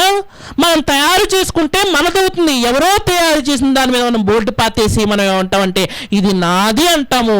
నీది కాదు. నీది ఎక్కడుందో తెలుసా? పరలోకంలో. అలాంటి పరలోక పౌరసత్వం దేవునికి ఎలా ఇస్తానంటున్నాడంటే ఇన్ని కోట్లు ఇవ్వండి అని చెప్పుంటే, నిజంగా అలా చెప్పుంటే ధనవంతులందరూ ఫీజు కట్టేసి హ్యాపీగా బ్రతికేవాళ్ళు, అంతేనా కదండి? ఈరోజు అమెరికాలో ఈ కొత్త రూల్ ఇవ్వగానే 10 సంవత్సరాలు బ్రతకడం ఎందుకని 80 కోట్లు, 70 కోట్లు, 60 కోట్లు కట్టేసి ఆ గ్రీన్ కార్డు తెచ్చుకుంటున్న ధనవంతులు ఎంతోమంది ఉన్నారు ఈరోజు భూమి మీద. దేవుడు కూడా పరలోకానికి ఇంత రేట్ అని చెప్పుంటే పరలోకం అంతా ఎవరుంటారంటే ధనవంతులే. పేదవాళ్ళందరూ నరకంలో ఉండాలి, అంతేనా కదా అండి? కానీ పరలోకానికి ఆయన ఎవరిని కూడా ఆహ్వానిస్తున్నాడంటే ఒక 2 కాసులు వేసిన బీద విధవరాల్ని ఆహ్వానిస్తున్నాడు. దేవుని కోసం ఏమీ చేయలేని తన దీన స్థితిలో దేవుణ్ణి స్తుతించిన లాజర్ని కూడా అక్కడికి. అలాగే లాజరు బ్యాంక్ బ్యాలెన్స్ ఏమన్నా గొప్పదిగా ఏమన్నా ఉందండి? ఆ ప్రయాణానికి ఖర్చు అయినది ఏంటో తెలుసా? నీ మారు మనసు, పాత మనసును చంపేయాలి, కొత్త మనసుని క్రీస్తులో కొత్తగా నువ్వు. ప్రారంభంలో మాట్లాడుకున్నాం కదా, గోధుమ గింజ భూమిలో పడాలంట, చనిపోవాలంట, బ్రతకాలంట, మొలకెత్తాలంట, ఎదగాలంట, ఫలించాలంట. ఎలా ఫలించాలంటే 30 60 100. ఈరోజు ప్రభువులో కూడా నీ పాత స్వభావము చనిపోతే లోపల కొత్తది ఒకటి ఉంది. కొత్తది దేవుడు దాచిపెట్టాడు. ఈ రాతి హృదయాన్ని పగలగొట్టావు అనుకోప్పుడు వాక్యం వినబడుతున్నా నీ మనసు మారట్లేదు. రాతి హృదయం కాబట్టి ఆ రాతి హృదయాన్ని దేవుని సుత్తి చేత నువ్వు బద్దలు కొడితే లోపల ఏముందో తెలుసా? మాంసపు గుండె దేవుడు ఇచ్చింది. అది మాటలకు మారిపోతుంది, అది మాటలకు కరిగిపోతుంది, అది మాటలకు తన జీవితాన్ని మార్చుకుంటుంది. ఆ గుండెని దేవుడు బయటకు తీయాలనుకుంటున్నాడు. తీసి నీ జీవితాన్ని మార్చి ఫలించడు కొమ్మగా ఈరోజు నీ బ్రతుకును ఉంచాలని దేవుడు కోరుకుంటూ 3 విషయాలు చెబుతా అన్నాను. పునరుత్థానుడైన యేసు మన జీవితాలకు తీసుకొచ్చిన మార్పులేంటి? చాలామంది 5 సంవత్సరాలు అయిపోయిన తర్వాత రాజకీయ నాయకులు ఏం చెబుతూ ఉంటారంటే 5 సంవత్సరాల్లో మేము తెచ్చిన మార్పు ఇది అని మాట్లాడుతూ ఉంటారు కదా. యేసు బ్రతికి చనిపోయి తిరిగి లేవడంతో మనకొచ్చిన లాభం ఏమిటి? ఎప్పుడైనా ఆలోచించారా అండి? ఆయన మన పక్కింట్లో పుట్టుంటే ఆయన తిరిగి లేవడం వల్ల మనకి ఏమైనా ఉపయోగం ఉండేదేమో, అంతేనా కదా అండి? పోనీ మన పక్క వీధిలో పుట్టుంటే ఉపయోగం ఉండేదేమో, లేకపోతే మన పక్క ఊరిలో, మన పక్క జిల్లాలో, మన పక్క రాష్ట్రంలో పుట్టుంటే బాగుండేదేమో, అంతకు మించి మన పక్క దేశంలో పుట్టినా బాగుండేదేమో. చాలామంది అడిగే ప్రశ్న ఇదే. కానీ ఆయన ఎక్కడో పుట్టాడంటే ఎక్కడ పుట్టాడో తెలుసా? మధ్యధరా సముద్ర ప్రాంతంలో ఎక్కడో ఇజ్రాయేలు, ఆ ఇజ్రాయేల్ దేశంలో యూదయ, ఆ యూదయలో దావీదు పురమనబడిన బెత్లెహేము, ఆ బెత్లెహేములో మనకు సంబంధం లేని ఒక ఈరోజు ప్రకృతిలో ఉన్న ఒక చిన్న నియమాన్ని, ఒక చిన్న విషయాన్ని నేను గుర్తు చేసి, యేసు అక్కడ పుట్టిన ఇక్కడ నీ జీవితంలో మార్పు ఎలా వచ్చింది ఒక చిన్న విషయాన్ని నేను మీకు చెప్పి ముందుకు వెళ్తానండి. శాస్త్రవేత్తలు బాగా నమ్మే సిద్ధాంతాల్లో ఎక్కువగా నమ్మే ఒక సిద్ధాంతం పేరు బటర్ఫ్లై ఎఫెక్ట్ అని చెబుతుంటారు. బటర్ఫ్లై ఎఫెక్ట్ అంటే ఎక్కడో ఉన్న ఒక సీతాకోక చిలుక రెక్కలు ఊపితే ఇక్కడ సునామీ వస్తుందని భావించే శాస్త్రవేత్తలు కూడా అక్కడెక్కడో చిన్న సీతాకోక చిలుక రెక్కలు ఊపితే ఇక్కడ ఎలా సునామీ వచ్చింది అంటే అక్కడెక్కడో పుట్టిన విద్యుత్ శక్తి మన ఇంటి వరకు రావడం లేదా? మనం మన ఇంట్లో తయారు చేసుకుంటున్నామండి, ఎక్కడో యాక్షన్ జరిగింది, రియాక్షన్ ఇక్కడ కనబడుతూ అప్పుడప్పుడు సడన్గా కరెంటు పోతుంది. ఎందుకు పోయింది అంటే ఎక్కడో ట్రాన్స్ఫార్మర్ పేలిపోయింది, నీ ఇంటి దగ్గర కరెంటు పోయింది. ఏమన్నా నీ ఇంట్లో పోయిందా? ఎక్కడో పోయింది, ఊరు చివరన పోయింది, కానీ కరెంటు నీ ఇంట్లో కూడా. అక్కడ యాక్షన్ జరిగింది, రియాక్షన్ ఎక్కడ వచ్చింది? ఇక్కడ.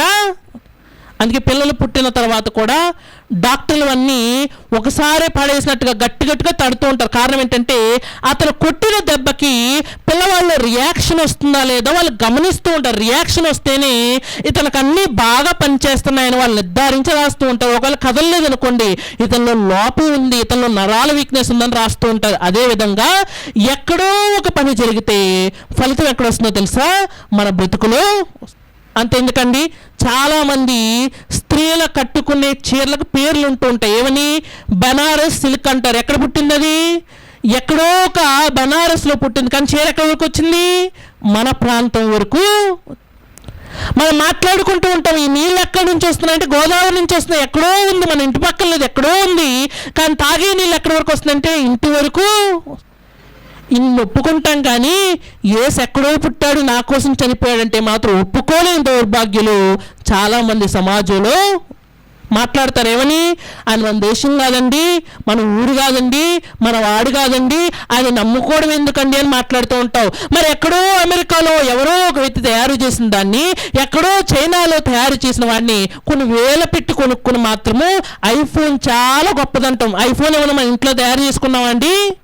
ఎక్కడో ఎవడో తయారు చేశాడు, నువ్వు విలువిచ్చి దాన్ని కొనుక్కున్నావు. అప్పుడు ఆలోచించమని, ఇది నా భారతదేశంలో పుట్టిందా, నేను తయారు చేసుకున్నాను, అప్పుడు ఆలోచించమండి. ఎవడో పుట్టిందైనా సరే నీకు అవసరమైతే ఎక్కడి నుంచైనా సరే దాన్ని మనం ఏం చేస్తామంటే తెప్పించుకుంటూ. యేసు కూడా పరలోకానికి నువ్వు అవసరం అనుకున్నాడు కాబట్టి, నీకు రక్షణ అవసరం అనుకున్నాడు కాబట్టి, తన దేశం కాకపోయినా, తన ఊరు కాకపోయినా, తన గోత్రం కాకపోయినా, తన భాష కాకపోయినా, తన రక్త సంబంధం కాకపోయినా, నీ కోసం కూడా యేసేమయ్యాడంటే బైబిల్ చెబుతుంది, నీ కోసము కూడా యేసేమయ్యాడంటే మరణించి తిరిగి లేచాడు. ఆయన ప్రత్యక్షంగా నీ కళ్ళ ముందుకు వచ్చి, నీ కళ్ళ ముందే చనిపోయి, నీ కళ్ళ ముందే సిలివేసి, నీ కళ్ళ ముందే పాతి పెట్టవలసిన అవసరం లేదు. ఎక్కడో 2000 సంవత్సరాల క్రితం జరిగిన ఒక త్యాగము ఈరోజు నీ బ్రతుకును మార్చేసింది. ఎక్కడో సీతాకోక చిలుక రెక్కలు ఊపితేనే మరో చోట సునామీ వస్తున్నప్పుడు, ఎక్కడో కొంతమంది శాస్త్రవేత్తలు విద్యుత్ శక్తిని తయారు చేసి నీ ఇంటి వరకు పంపుతున్నప్పుడు, ఎక్కడో కొన్ని సంవత్సరాల క్రితం యేసుక్రీస్తు వారు మరణించి రక్షణని నీ దాకా. ఇది నువ్వు నమ్మలేని వాస్తవం. మూర్ఖులు ఏమంటారంటే అది జరగదండి అంటారు. మూర్ఖులు మనం ఏం చేయాలంటే మాట్లాడకుండా వదిలేయాలి. ఎందుకంటే మూర్ఖుడితో వాదించడం అంట బైబిల్ చెబుతుంది గాలికై ప్రయాసపడినట్టే. గాలిని కొడదామని చూసాం అనుకోండి, ఎంతసేపు కొట్టినా గాలికి తగులుతుందా? మూర్ఖులతో వాదించడం కూడా అందుకే వద్దు అని చెబుతున్నాడు. మొదటి విషయం దేవుడు మనకి నేర్పించాలనుకుంటున్న విషయం ఏంటంటే, యేసు క్రీస్తు అనబడే వ్యక్తి సమాధయ్యి తిరిగి లేవడంతో మనకు రుజువు చేసిన విషయం ఏంటంటే, నేను చనిపోయి నీ పాపాలు తీసేశాను, అందుకు సజీవ సాక్ష్యం ఏంటంటే నేను తిరిగి లేవడమే. ఇక రెండో విషయానికి కూడా ఆలస్యం చేయకుండా మనం వెళ్ళిపోదామండి. రెండో విషయం ఇదే బైబిల్ గ్రంథంలో ఏమని మాట్లాడుతున్నాడో మనం చూస్తే, రోమాపత్రిక 6వ అధ్యాయము 4వ వచనాన్ని మనం చదువుకుందామండి. రోమాపత్రిక, అందరూ త్వరితముగా మీ చేతుల్లో బైబిల్ తీసి చూడగలిగితే రోమాపత్రిక 6వ అధ్యాయము 4వ వచనాన్ని చదవగలిగితే ఏమంటున్నాడు చూద్దామండి. రోమాపత్రిక 6వ అధ్యాయము 4వ వచనాన్ని చదవగలిగితే ఏమంటున్నాడు అంటే, కాబట్టి తండ్రి మహిమ వల్ల క్రీస్తు మృతులలో నుండి ఎలాగూ లేపబడినో అలాగే మనమును నూతన జీవము పొందిన వారమై నడుచుకున్నట్లు మనము బాప్తిస్ము వల్ల మరణములో పాలు పొందుటకై ఆయనతో కూడా పాతి పెట్టబడితిమి. మరియు ఆయన మరణము యొక్క సాదృశ్యమందు ఆయనతో ఐక్యము గలవారమైన ఎడల ఆయన పునరుత్థానము యొక్క సాదృశ్యమందును ఆయనతో ఐక్యము గలవారమై యుందుము. రెండో విషయం అంతా మాట్లాడుతున్నాడు. యేసు ఎలాగైతే పాతి పెట్టబడ్డాడో, యేసు ఎలాగైతే చనిపోయాడో, యేసు ఎలాగైతే తిరిగి లేచాడో, ప్రస్తుత కాలమందును నీ జీవితంలో దానికి ఒక ఉదాహరణ చూపిస్తూ, ఏ ఉదాహరణ అంటే, ఈరోజు క్రైస్తవులు అవ్వడానికి మనం పాటిస్తాం కదా ప్రక్రియ. ఏం చేస్తామంటే, క్రైస్తవుడు అవ్వాలంటే ఏముండాలండి? ఇంట్లో సిలువ ఉండాలా? క్రైస్తవుడు అవ్వాలంటే చేతిలో బైబిల్ ఉండాలా? క్రైస్తవుడు అవ్వాలంటే తలని వస్త్రాలు కట్టుకోవాలా? ఏమీ లేదండి. క్రైస్తవుడు అవ్వాలంటే ఫస్ట్ చేయాల్సిన పని ఏంటో తెలుసా? బాప్తిస్మం ఎలా తీసుకుంటారండి తెలుసా మీకు? ఆ ప్రక్రియ చాలా ఈజీగా ఉంటుంది. బాప్తిస్మం ఎలా తీసుకుంటారంటే, బాప్తిస్మం ఇచ్చే వ్యక్తి బాప్తిస్మం తీసుకునే వ్యక్తిని నీటిలోనికి తీసుకువెళ్తాడంట. తీసుకెళ్ళి ఒక విషయం చెబుతాడు. ఏమనంటే, నీ కోసం యేసు చనిపోయాడు, చనిపోయిన ఆయన ఎలా చనిపోయాడు, ఎలా పాతి పెట్టబడ్డాడు, నీటిలో కూడా నేను అలా పాతి పెట్టి పైకి లేపుతా. పాతి పెట్టబడినప్పుడు నువ్వు చనిపోతావు, తిరిగి లేచినప్పుడు బైబిల్లో మాట, ఇక నువ్వు జీవించువాడు నేను కాదు కానీ క్రీస్తే నా యందు జీవించుచు. ఎలాగైతే శిలువ మీద అందరి పాపాలు ఒప్పుకున్నాడో, నువ్వు బాప్తిజం తీసుకునే ముందు కూడా ఏమని ఒప్పుకుంటావో తెలుసా? అవును, యేసు నా సొంత రక్షకుడు. ఒప్పుకున్నారా అండి? చాలా డౌట్గా చూస్తున్నాను. నిజంగా నేను అలాంటి బాప్తిజమే తీసుకున్నానా అని చాలామంది చూస్తున్నాను. నిజానికి బాప్తిజం అంటే దేంతో ప్రారంభమవుతుందంటే ఒప్పుకోలుతో. ఏమని ఒప్పుకోవాలంటే, ఇన్ని రోజులు లోకంలో తిరిగాను, ఇన్ని రోజులు సమాజంలో తిరిగాను, ఇన్ని రోజులు దేవుడు అంటే లెక్కలేదు, కానీ ఈ రోజు నుంచి ప్రభువే నా రక్షకుడు. చాలామంది పెళ్ళికి తీసుకోవడం వల్ల, 10th పాస్ అవ్వడం తీసుకోవడం వల్ల ఎవరో చెప్పారని తీసుకోవడం వల్ల బాప్తిజం విలువ తెలియట్లేదు. కానీ బాప్తిజం అంటే ఏంటంటే అగ్రిమెంట్ రాసుకోవడం. ఎవరితో రాసుకుంటామంటే మనుషులతో రాసుకునే అగ్రిమెంటు నోట్ల మీద, పేపర్ మీద, బాండ్ పేపర్ మీద రాస్తాం. కానీ దేవుడితో రాసుకునే అగ్రిమెంట్ నీ హృదయం మీద రాయబడింది ఏమనంటే, ఈ రోజు నుంచి నా బ్రతుకు మార్చుకుని యేసును నా సొంత రక్షకుడుగా ఒప్పుకుంటున్నానని. శిలువ మీద ఆయన ఎలాగైతే నీ పాపాలు ఒప్పుకున్నాడో అలా ఒప్పుకున్నంట. ఆయన శిలువ అయిపోయిన తర్వాత ఆయన ఏం చేశారండి? పాతి పెట్టారు. పాతి పెట్టడం అంటే ఏంటి?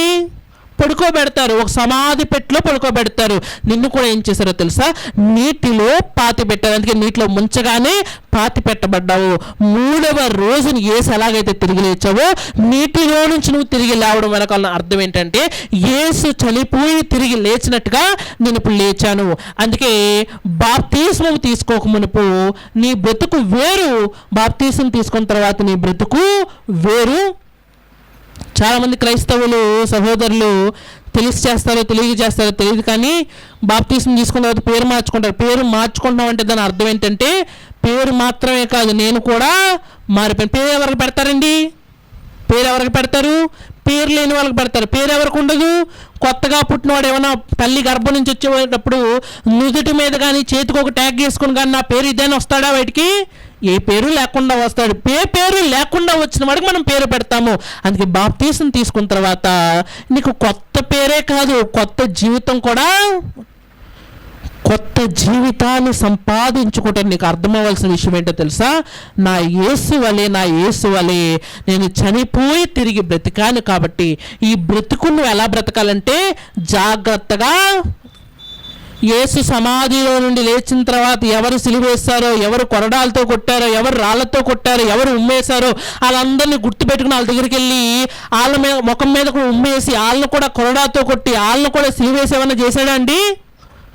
పాతవి వదిలేశాడంట, కొత్తవి అలవాటు చేసుకుని తను ఎవరైతే సిలువేశారో అక్కడే మర్చిపోయాడు. మరలా వాళ్ళ మీద పగ కానీ, కోపం కానీ, కక్ష కానీ ఏవి కూడా. ఈరోజు మనము బాప్తిస్మం తీసుకోకముందు ఎలాగున్నాం, బాప్తిస్మం తీసుకున్న తర్వాత కూడా అలాగే ఉంటాం. అప్పుడు కక్షలు కోపాలే, ఇప్పుడు కక్షలు కోపాలే. కాకపోతే పైకి చూపించాం. పాస్టర్ గారు ఉన్నంతసేపు, చర్చిలో మరి సంఘస్థులు ఉన్నంతసేపు అన్నీ అణుచుకుని ఒక కుక్కని కట్టేసినట్టుగా లోపల కట్టి పెట్టుకుని కూర్చుంటాము. ఎలాగైతే బంధువుని వెళ్ళిపోయిన తర్వాత కుక్కను వదిలేస్తామో, ఆదివారం అయిపోగానే దేవుని సన్నిధి నుంచి బయటికి రాగానే అన్నీ వదిలేసి మరలా అదే కోపతాపాలు, మరలా అదే పాత బ్రతుకు.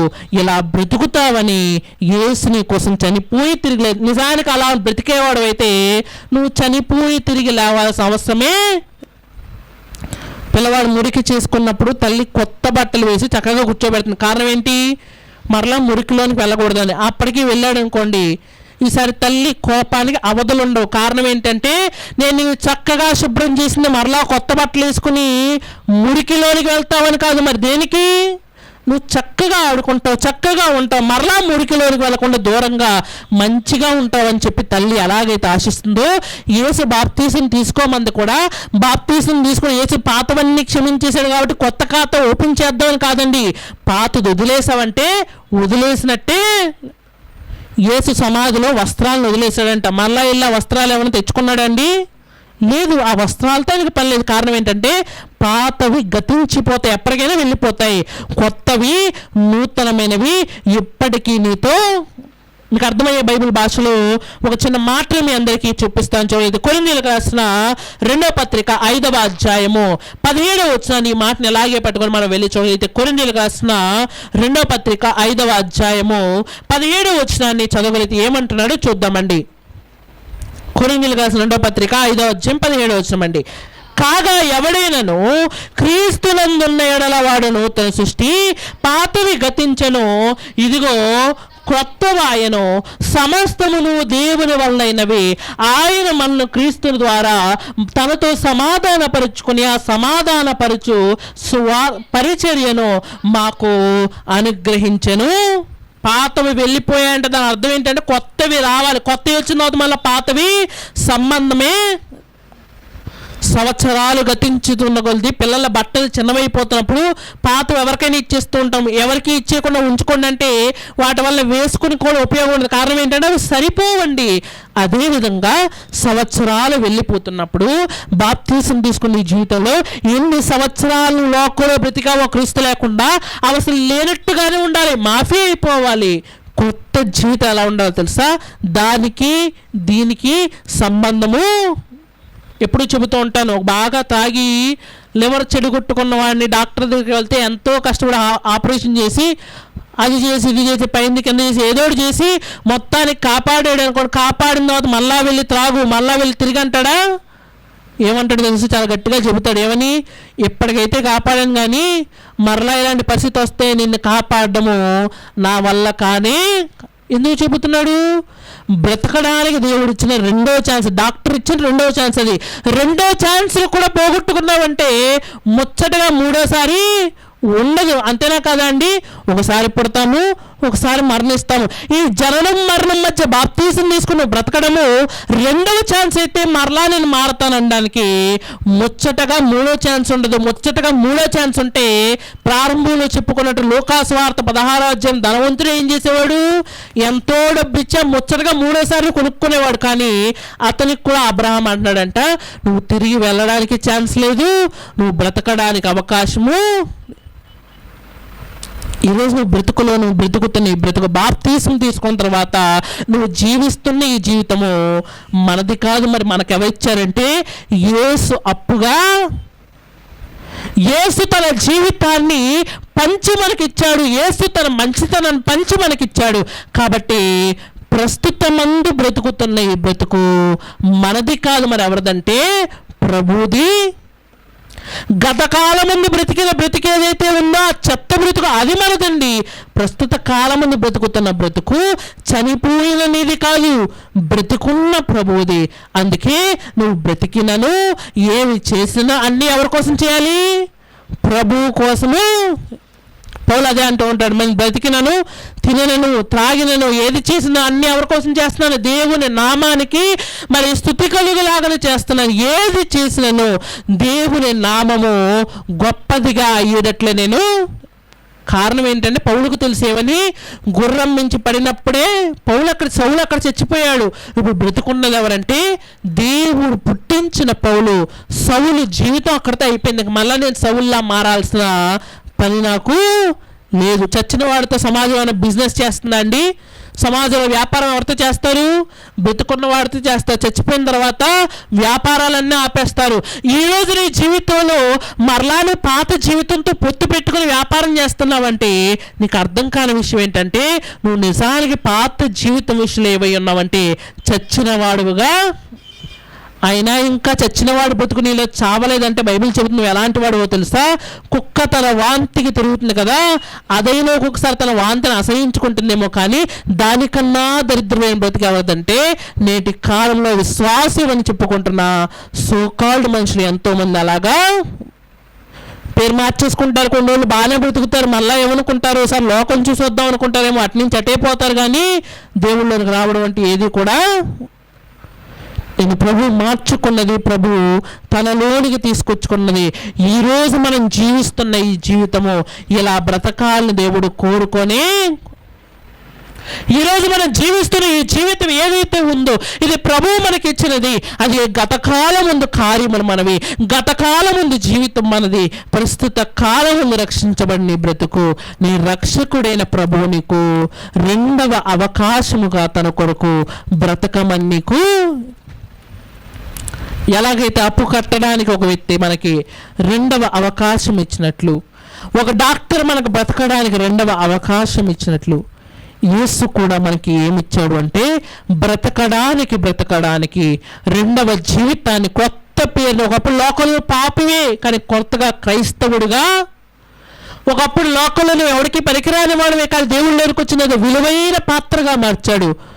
లోకంలో ఉన్నప్పుడు నీకంటూ ఎక్కడికి వెళ్ళాలో, చనిపోతే ఎక్కడికి వెళ్ళాలో ఏదీ లేదు. కానీ క్రీస్తులోనికి వచ్చిన తర్వాత నీకంటూ పరలోక పౌరసత్వము, పరలోకం ఇస్తానన్న వాగ్దానము ఒక మాటను చూసుకుని మనం ఇంకా ముందుకు వెళ్దాం. చదివితే ఎఫెసీయులకు రాసిన పత్రిక 2వ అధ్యాయము 5వ వచనాన్ని మనం చదివితే ఏమంటున్నాడు చూద్దాం. ఎఫెసీయులకు రాసిన పత్రిక 2వ అధ్యాయము 5వ వచనాన్ని చదవగలిగితే ఏమంటున్నాడు చూద్దాం. ఎఫెసీయులకు రాసిన పత్రిక 2వ అధ్యాయము 5వ వచనాన్ని చదవగలిగితే ఏమంటున్నాడు అంటే, ఆయనను దేవుడు కరుణా సంపన్నుడయ్యుండి మనము మన అపరాధముల చేత చచ్చిన వారమై ఉండినప్పుడు సైతము మన ఎడల చూపించిన తన మహాప్రేమ చేత మనల్ని క్రీస్తుతో కూడా బ్రతికించను. కృప చేత మీరు రక్షింపబడి, లోకంలోనంట బాప్తీసం తీసుకోకముందు మన పరిస్థితి ఎలా ఉందంటే పాపము చేత చచ్చిన వారుగా, పాపం అనే విషం మన జీవితాల్లోకి ఎక్కేసిందంట. ఎక్కేసిన తర్వాత మనం బ్రతకలేక బ్రతుకుతున్నాము. మన బ్రతుకులు ఎలా ఉన్నాయో తెలుసా? నాశనమునకు జోగుతున్నట్టుగా. జోగడం అంటే ఏంటంటే పడాలా ఉండాలా అని సందేహాలు ఊగుతూ ఉంటాయి. కొన్ని బిల్డింగులు చూసినప్పుడు చేయేస్తే గోడ కూలిపోద్దా అన్నట్టుగా ఉంటూ ఉంటాయి. వాటిని చూసి అంటూ ఉంటారు, ఇది పడిపోవడానికి జోగుతుందండి అని మాట్లాడుతూ ఉంటారు. మన బ్రతుకులు కూడా ఎలా ఉన్నాయంటే పాతాళానికి వెళ్ళాలా, వేరే ఆప్షన్ లేదని పాతాళానికి వెళ్ళేటట్టుగానే మన బ్రతుకులు జోగుతున్నాయంట. అలాంటి మన బ్రతుకులను ఏమన్నాడంటే సైతము అంటే నువ్వు ఎలాంటి పరిస్థితుల్లో ఉన్నావనే దేవునికి అనవసరమని. అందుకే మనం చదువుకుంటా తప్పిపోయిన కుమారుడి యొక్క ఆ ఉపమానంలో మనం ఆలోచించగలిగితే, నిజానికి తప్పిపోయిన కుమారుడు తిరిగి వచ్చేటప్పుడు కొత్త బట్టలు వేసుకుని సెంటు కొట్టుకుని చక్కగా మరి రెడీ అయ్యి వచ్చాడా అండి? ఆ పందుల తొట్టు దగ్గర నుంచి నిజానికి తన తండ్రి రాజే, గొప్పవాడే, కానీ రాజుకు తగినట్టుగా కుమారుడు వచ్చేటప్పుడు లేడు. ఒళ్ళంతా దుర్వాసన, ఒళ్ళంతా పుండ్లు, ఒళ్ళంతా గాయాలు. అతని పరిస్థితి ఎలా ఉందంటే ఏ మనిషి కూడా ముట్టుకోవడానికి సాహసము. అలాంటి పరిస్థితుల్లో అంట తండ్రి వచ్చి కౌగిలించుకొని తన కుమారుడిని ముద్దు పెట్టుకుని ఒక మాట అంటున్నాడంటే ఏమన్నా తెలుసా? నా కుమారుడు చనిపోయి మరలా బ్రతికెను, తప్పిపోయి మరలా నాకు దొరికెను. ఈరోజు మనం కూడా అంతే. పుట్టినప్పుడు చాలా మంచి వాళ్ళం. దేవుడు అంటూ ఉంటాడు, దేవుడు మనిషిని ఎలా పుట్టించాడని బైబిల్ మాట్లాడుతుంది. యథార్థవంతులుగా. పుట్టినప్పుడు ఎన్ని స్కెచ్లు లేవు, పుట్టినప్పుడు ఎన్ని ఆలోచనలు లేవు, పుట్టినప్పుడు ఎంత నేరగాలము ఘోరముగా మన బ్రతుకులు అనేవి. ఈరోజు అబద్ధికుడిగా, తాగుబోతుగా, తిరిగిపోతుగా, తిండిపోతుగా నీ బ్రతుకు మారిపోయిందంటే దేవుడిని నెలలో పుట్టించలేదు. నీ బ్రతుకు మారిపోయి ఆ మార్గం నుంచి తప్పిపోయావు. దేవుడిచ్చిన మార్గం వచ్చి తప్పిపోయి మన బ్రతుకులు ఇలా మారిపోతే బాప్తీసం ద్వారా దేవుడు వెదికి మనల్ని రక్షించి మనం వెళ్ళాల్సిన దారిని మనకి చూపించాడు. అప్పుడప్పుడు టీవీలో కొన్ని సేవా కార్యక్రమాలు చూస్తున్నప్పుడు చాలామంది తెలియని ప్రాంతానికి వెళ్ళిపోయి చిక్కుకుపోతూ ఉంటారు. చిక్కుకుపోయిన తర్వాత అక్కడ ఎలా బ్రతకాలో తెలియక గడ్డాలు మీసలు అన్నీ పెరిగిపోయి మనిషి చూడడానికి అసహ్యంగా మారిపోయి అక్కడ ఏది దొరికితే దాన్ని తింటున్నప్పుడు కొంతమంది మానవతావాదులు వెళ్ళి ఏం చేస్తారంటే చక్కగా అతని దగ్గరికి వెళ్ళి అతను శుభ్రం చేసి స్నానం చేయించి అతనికి చక్కగా కటింగ్ చేసి అప్పుడు అడుగుతారు, నువ్వు ఎక్కడి నుంచి వచ్చావు? అతని డీటెయిల్స్ చెప్పగానే తన కుటుంబం దగ్గరికి తీసుకెళ్ళి చేర్చినప్పుడు టీవీలో వేస్తుంటారు, తప్పిపోయి నీ వ్యక్తి మరలా దొరికాడు. మనము కూడా దేవుని పిల్లలుగా లోకంలోనికి వచ్చి లోకంలో తప్పిపోయాము. లోక అలవాట్లని నేర్చుకొని దేవుని నుంచి దూరంగా తప్పిపోయాము. తప్పిపోయిన మనల్ని క్రీస్తు వెదకి రక్షించి మన అవతారాన్ని, మన యొక్క రూపురేఖలు మార్చేశాడు. క్రీస్తు నీ దగ్గరకు రాకమునపు నీ వస్త్రాలు కానీ, క్రీస్తు నీ దగ్గరకు రాకమునపు నీ బ్రతుకు కానీ ఎలా ఉందంటే దేవుడు దూరం పెట్టే విధంగా మరి ఎలా మార్చేశాడో తెలుసా? ఈరోజు మన జీవితాలు ఎలా మార్చాడంటే పరిశుద్ధులుగా మార్చంట. మన చేతికి ఉంగరం తొడిగాడంట, మన నెత్తి మీద కిరీటం ఉంచాడంట. మనకి జీవితంలో ముండ్లలో బ్రతుకుతున్న మన జీవితాల్ని ముండ్లలోనికి ఆయన వెళ్ళిపోయి ఆయన రాజ మార్గంలో మనల్ని నిలబెట్టి రాజుగా మనల్ని మార్చాడు. దీన్ని బట్టి మనకు అర్థమైన విషయం ఏంటో తెలుసా? ప్రస్తుత కాలం నుండి బ్రతుకుతున్న బ్రతుకు నువ్వు బాప్తీసం తీసుకున్నందుకు దేవుడు నీకు ఇవ్వలేదు. అసలు బాప్తీసం అంటేనేంటంటే దేవుని చేత కృప పొందుకునే ఒక మార్గము. ఆ మార్గంలో భాగంగా నువ్వు ఒప్పుకున్నాయోనంటే యేసు నా సొంత రక్షకుడు. ఎలాగైతే యేసు శిలువ మీద మన పాపాలన్నీ ఒప్పుకున్నాడు, నువ్వు బాప్తీసం తీసుకున్నప్పుడు ఒప్పుకున్నావు. ఎలాగైతే యేసు మరణించి సమాధిలో పడుకోబెట్టబడి సమాధి చేయబడ్డాడు, నువ్వు కూడా నీటిలో సమాధి చేయబడ్డావు. యేసు ఎలాగైతే 3 రోజుల తర్వాత తిరిగి లేచాడో, నువ్వు కూడా బాప్తిస్మం అవ్వగానే తిరిగి లేచావు నీటిలో నుంచి. అంటే దాని అర్థం ఏంటంటే నువ్వు కూడా పునరుత్థానం నీకు కూడా ఏముందంటే సమానుభావం. ఇది తెలియక నిజమైన సమాధి వెళ్తాం, కానీ సమాధి కన్నా భయంకరమైన బ్రతికి ఎవరిదో తెలుసా? బాప్తీసం తీసుకోక మునుపు మన యేసుక్రీస్తు వారు అంటూ ఉంటారు కదా, చాలామంది మనలాగే పూర్వీకుల దినం వచ్చినప్పుడు అంటే యూదులంటే వాళ్ళు కూడా సమాధులకి వెళ్ళి రంగేసేవాళ్ళంట. కానీ ప్రభు అంటున్నాడంట సమాధి బయట రంగు ఉంది, కానీ సమాధి లోపలేముందో తెలుసా? చచ్చిన వాసన, మనుషులు భరించలేనంత లోపల కంపు ఉంది, మనుషులు భరించలేనంత ఉంది. ఈరోజు మన జీవితాలు కూడా అదే. పైకి బాగా కనబడుతున్నాం, మంచి గ్రానైట్ సమాధిలాగా పైకి బాగా కనబడుతున్నాం, కానీ లోపల మన మనసు ఎలా ఉందంటే చచ్చిన శవము కన్నా దారుణంగా ఉంది. ప్రభు దాన్ని మార్చాలని కోరుకున్నాడు. క్రైస్తవులు చేసే పని, క్రీస్తు చేసే పని ఏంటో తెలుసా? మనసు మార్చడమే ప్రాథమికమైన లక్ష్యం. దేవుడు ఏం మారుద్దాం అనుకుంటున్నాడంటే నీ దగ్గరికి వచ్చి మొదటిది మనసు మార్చాలి. మనసు మారితేనే చూపు మారుతుంది, మాటలు మారుతాయి, ఆలోచనలు మారుతాయి. ఇవన్నీ మారినప్పుడు ఆటోమేటిక్గా నీ స్థితిగతులు కూడా మనమేం కోరుకుంటామంటే ఇవేమీ మారద్దు, నా బ్యాంక్ బ్యాలెన్స్ మారిపోవాలి, ఇల్లు మారిపోవాలి, నేను మారిపోవాలి, అన్నీ మారిపోవాలని కోరుకుంటాం. కానీ అన్నీ మారిపోయి నువ్వు నిలబెట్టుకోవాలంటే ముందు నీ మనస్సు బాగోవాలి కదా. ఆ మనసే చచ్చిన శవం వలె ఉందేమో, తిరిగి లేవనెత్తబడాలండి. ఎందుకంటే చచ్చిన వారికి దేవుని రాజ్యంలో స్థానము. మృతుడైన ప్రతి ఒక్కడు పరలోకి వెళ్ళండి, మృతుడై తిరిగి లేచిన వాడు పరలోకి వెళ్తాడు. ఈరోజు నువ్వు ప్రభువునందు నిద్రించడము గొప్ప విషయం కాదు. ప్రభువునందు నిద్రించిన నీవు ప్రభువునందు తిరిగి లేపబడేవాడుగా. రెండో విషయం అదే మాట్లాడుతుంది. ప్రభువు ఎలాగైతే ఒప్పుకోలు చేసుకుని, ప్రభువు ఎలాగైతే సమాధి చేయబడి, ప్రభువు ఎలాగైతే తిరిగి లేచాడో, బాప్తిస్మం ద్వారా మనం కూడా ఏం చేసామో తెలుసా? ఒప్పుకోలు చేసుకుని నీటిలో సమాధి చేయబడి నీటిలోంచి తిరిగి లేచి నువ్వు చెబుతున్నావు ఏంటంటే ఈ రోజు నుంచి జీవించువాడు నేను కాదు, నా యందు క్రీస్తే జీవించుచు. ఇక మూడో విషయం, చివరి విషయానికి మనందరం వెళ్ళిపోదాం. మన కళ్ళ ముందు ఉంచబడిన ఆ వచన భాగాన్ని మనం చదువుకోగలిగితే రోమాపత్రిక 8వ అధ్యాయము 11వ వచనాన్ని మనం చదవగలిగితే ఏమంటున్నాడో చూద్దామండి. రోమాపత్రిక 8వ అధ్యాయము 11వ వచనాన్ని చదవగలిగితే ఏమంటున్నాడు చూద్దామండి. రోమాపత్రిక 8వ అధ్యాయం 11వ వచనం అండి. మృతులలో నుండి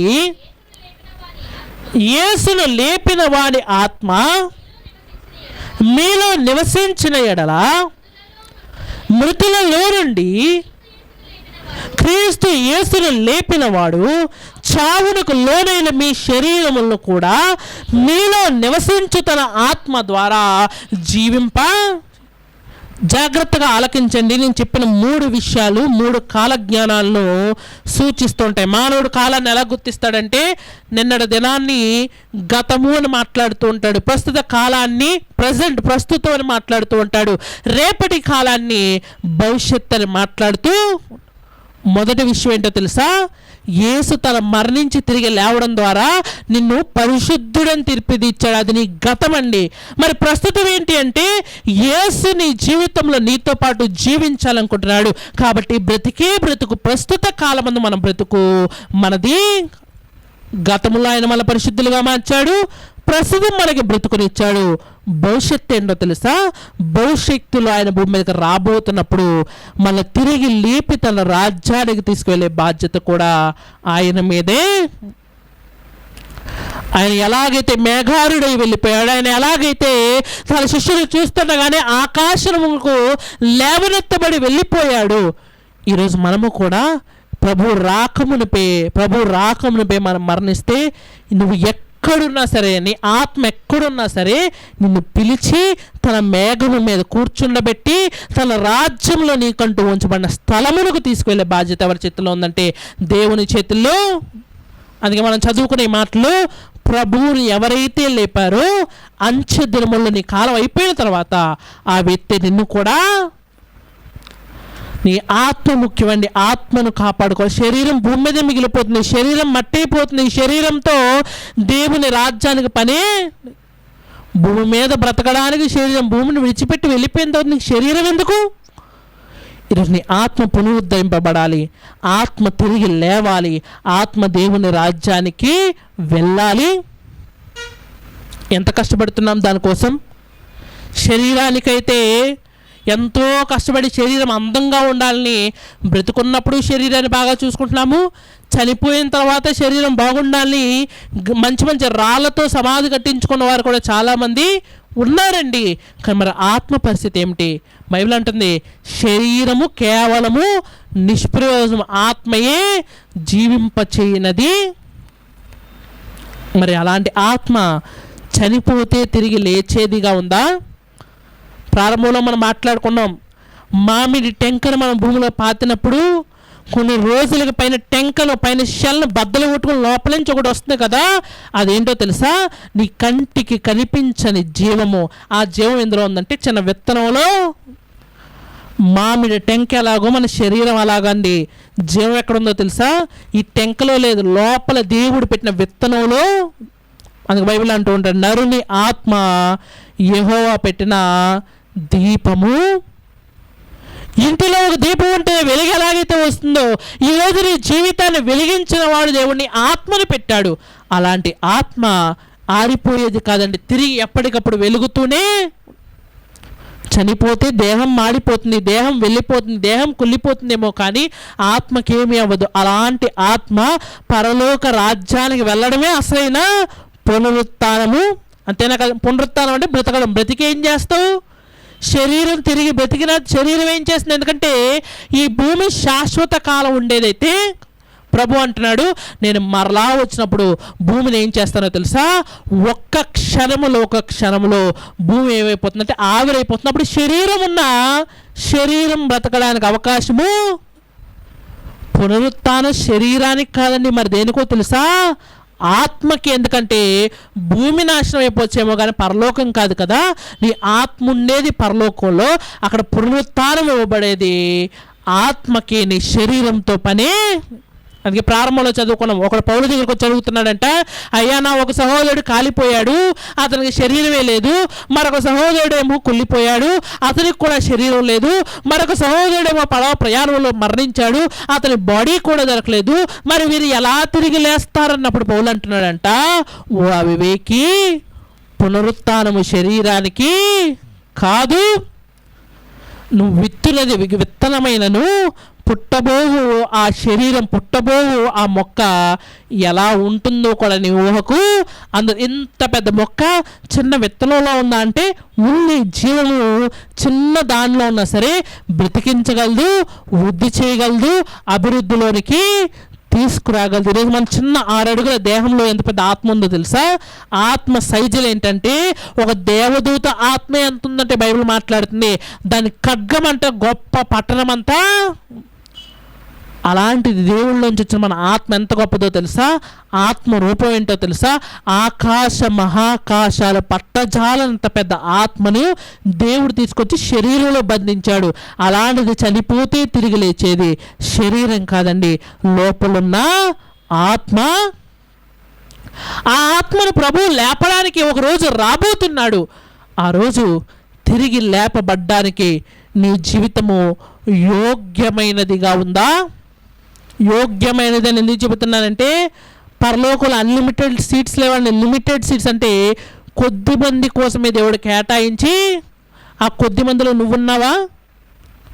బైబిల్లో విశ్వాస వీరుల జాబితా చెబుతూ వాళ్ళందరూ కూడా దేనికోసం వెయిట్ చేస్తున్నారంటే దేవుడు అంటాడు, పునాదులు కలిగిన పట్టణము కోసము ఎదురు చూస్తూ. ఈరోజు ఎదురు చూపులు ఎక్కడున్నాయి? గుడ్ ఫ్రైడే వచ్చింది కదా అని ఏడ్చి, ఈస్ట్ వచ్చింది కదా అని చెప్పి సంతోషపడి మరలా మట్లాదివారం వస్తే మట్టలు పట్టుకుని తిరుగుతూ ఉంటాము. మనకు తెలియదండి, ఏదో మనుషులు చేసినట్టుగా మనుష్య రీతిన క్రైస్తవ్యాన్ని చేద్దాం అనుకుంటున్నాం. కానీ క్రైస్తవ్యం అంటేనే గొప్ప నిరీక్షణ. క్రైస్తవ్యంలో వచ్చే రిజల్ట్స్ ఇప్పటి మనుషులకు తెలియకపోయినా ఒకరోజు 3 రోజుల తర్వాత లేచిన యేసుక్రీస్తు వారు ప్రపంచ దృష్టిని ఎలాగైతే ఆకర్షించాడో నువ్వు కూడా లేస్తావు. అది ఈ రోజు కాకపోయినా ప్రభు వచ్చిన రోజు తిరిగి లేపబడినప్పుడు అప్పటి వరకు ప్రపంచం అనుకుంటుంది అతను చేసిన భక్తి వ్యర్థమైపోతుందేమో అని ప్రపంచం అనుకోవచ్చేమో, కానీ నీ భక్తి ఎప్పటికీ కూడా వ్యర్థము. నీతోనే మాట్లాడుతున్నాడు ప్రభు. పునరుత్థాన పట్టణానికి వెళ్తున్నాను, పరలోక పట్టణానికి వెళ్తున్నాను, పునరుత్థానుడిగా నాతో పాటు వస్తావా? తన శిష్యులతో అదే వెళ్ళే ముందు చెబుతున్నాడు యోహాను సువార్తలో, నేను వెళ్ళే చోటుకు ప్రస్తుత కాలమంది మీరు రాలేరు, ఎందుకంటే నేను ఆత్మలా వెళ్తున్నాను, మీరు ఇంకా ఆత్మలు కాలేదు. కాబట్టి ఏదో ఒక రోజు నేను వెళ్ళే ప్రదేశమునకు మిమ్మల్ని కూడా తీసుకువెళ్తాను, మిమ్మల్ని అనాథలుగా విడువను, కానీ మీ వెంట వస్తాను. ఏదో కొంతమందిని పోగేసుకొని కొన్ని రోజులు చెప్పేసి 3.5 సంవత్సరాలు అయిపోగానే వెళ్ళిపోయిన వాడు కాదండి. శిష్యుల మనసును దృఢపరిచి వారి జీవితాలకు ఒక మార్గాన్ని చూపించి వారి జీవితానికి ఒక లక్ష్యాన్ని. ఈరోజు మన జీవితంలో కూడా చాలామంది అంటారు, ఎందుకు నువ్వు భక్తి చేస్తున్నావు, భక్తి వల్ల నీకు వచ్చేది ఏంటి అని అడుగుతారు. కానీ భక్తి వల్ల వచ్చేది ప్రస్తుత కాలముందు నీకు కనబడింది విశ్వాసి మాత్రమే గ్రహించగలిగినది. నీ మనసు మారి నూతన పరుచుకుంటే ప్రభు అంటున్నాడు, నిన్ను పునరుద్ధరించడానికి నేను సంసిద్ధముగా.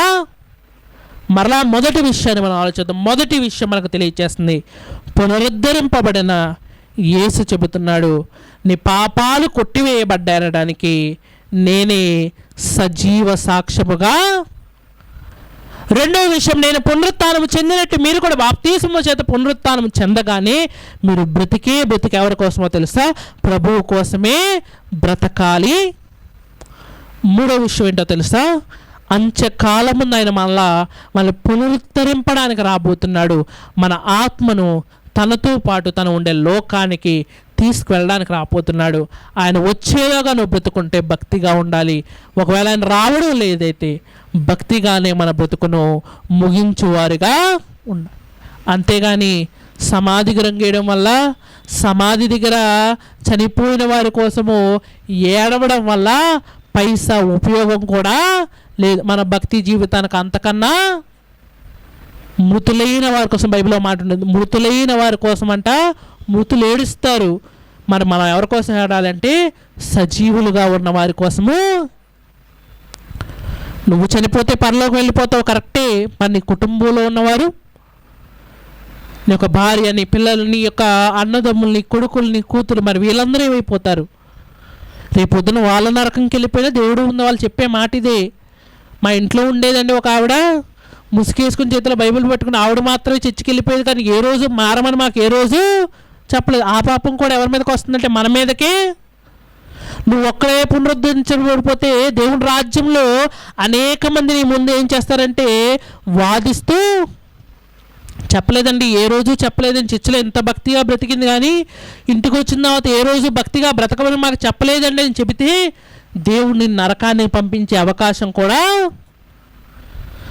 ఈరోజు నువ్వు పునరుద్ధరించబడతావని నీకు కనిపిస్తే అనేక మందిని కూడా పునరుత్థానానికి మనం ఏం చేయాలో తెలుసా? మరణమునకు జోగుచున్న వారందరినీ బైబిల్ మాట్లాడుతుంది, అగ్నిలోనికి వెళ్ళుచున్న వారందరినీ బయటకు లాగాలి. నీ కుమార్తె, నీ కొడుకు, లేకపోతే నీ భార్య, నీ భర్త అగ్నిలోనికి వెళ్ళిపోతాడని ఒప్పుకుంటావా? ఒప్పుకోము. అలాంటి దేవుళ్ళలోనికి వచ్చిన తర్వాత నా భక్తేనండి, అతను మారితే మారతాడు, మారకపోతే లేదండి అంటే నువ్వు ఏ ప్రయత్నం చేయకుండానే అగ్నిలోనికి వెళ్ళిపోతాడని వదిలేయడం వల్ల ఆ శిక్ష ఎవరి మీదకి వస్తుందో తెలుసా? వాక్యం తెలిసిన మన మీదకే.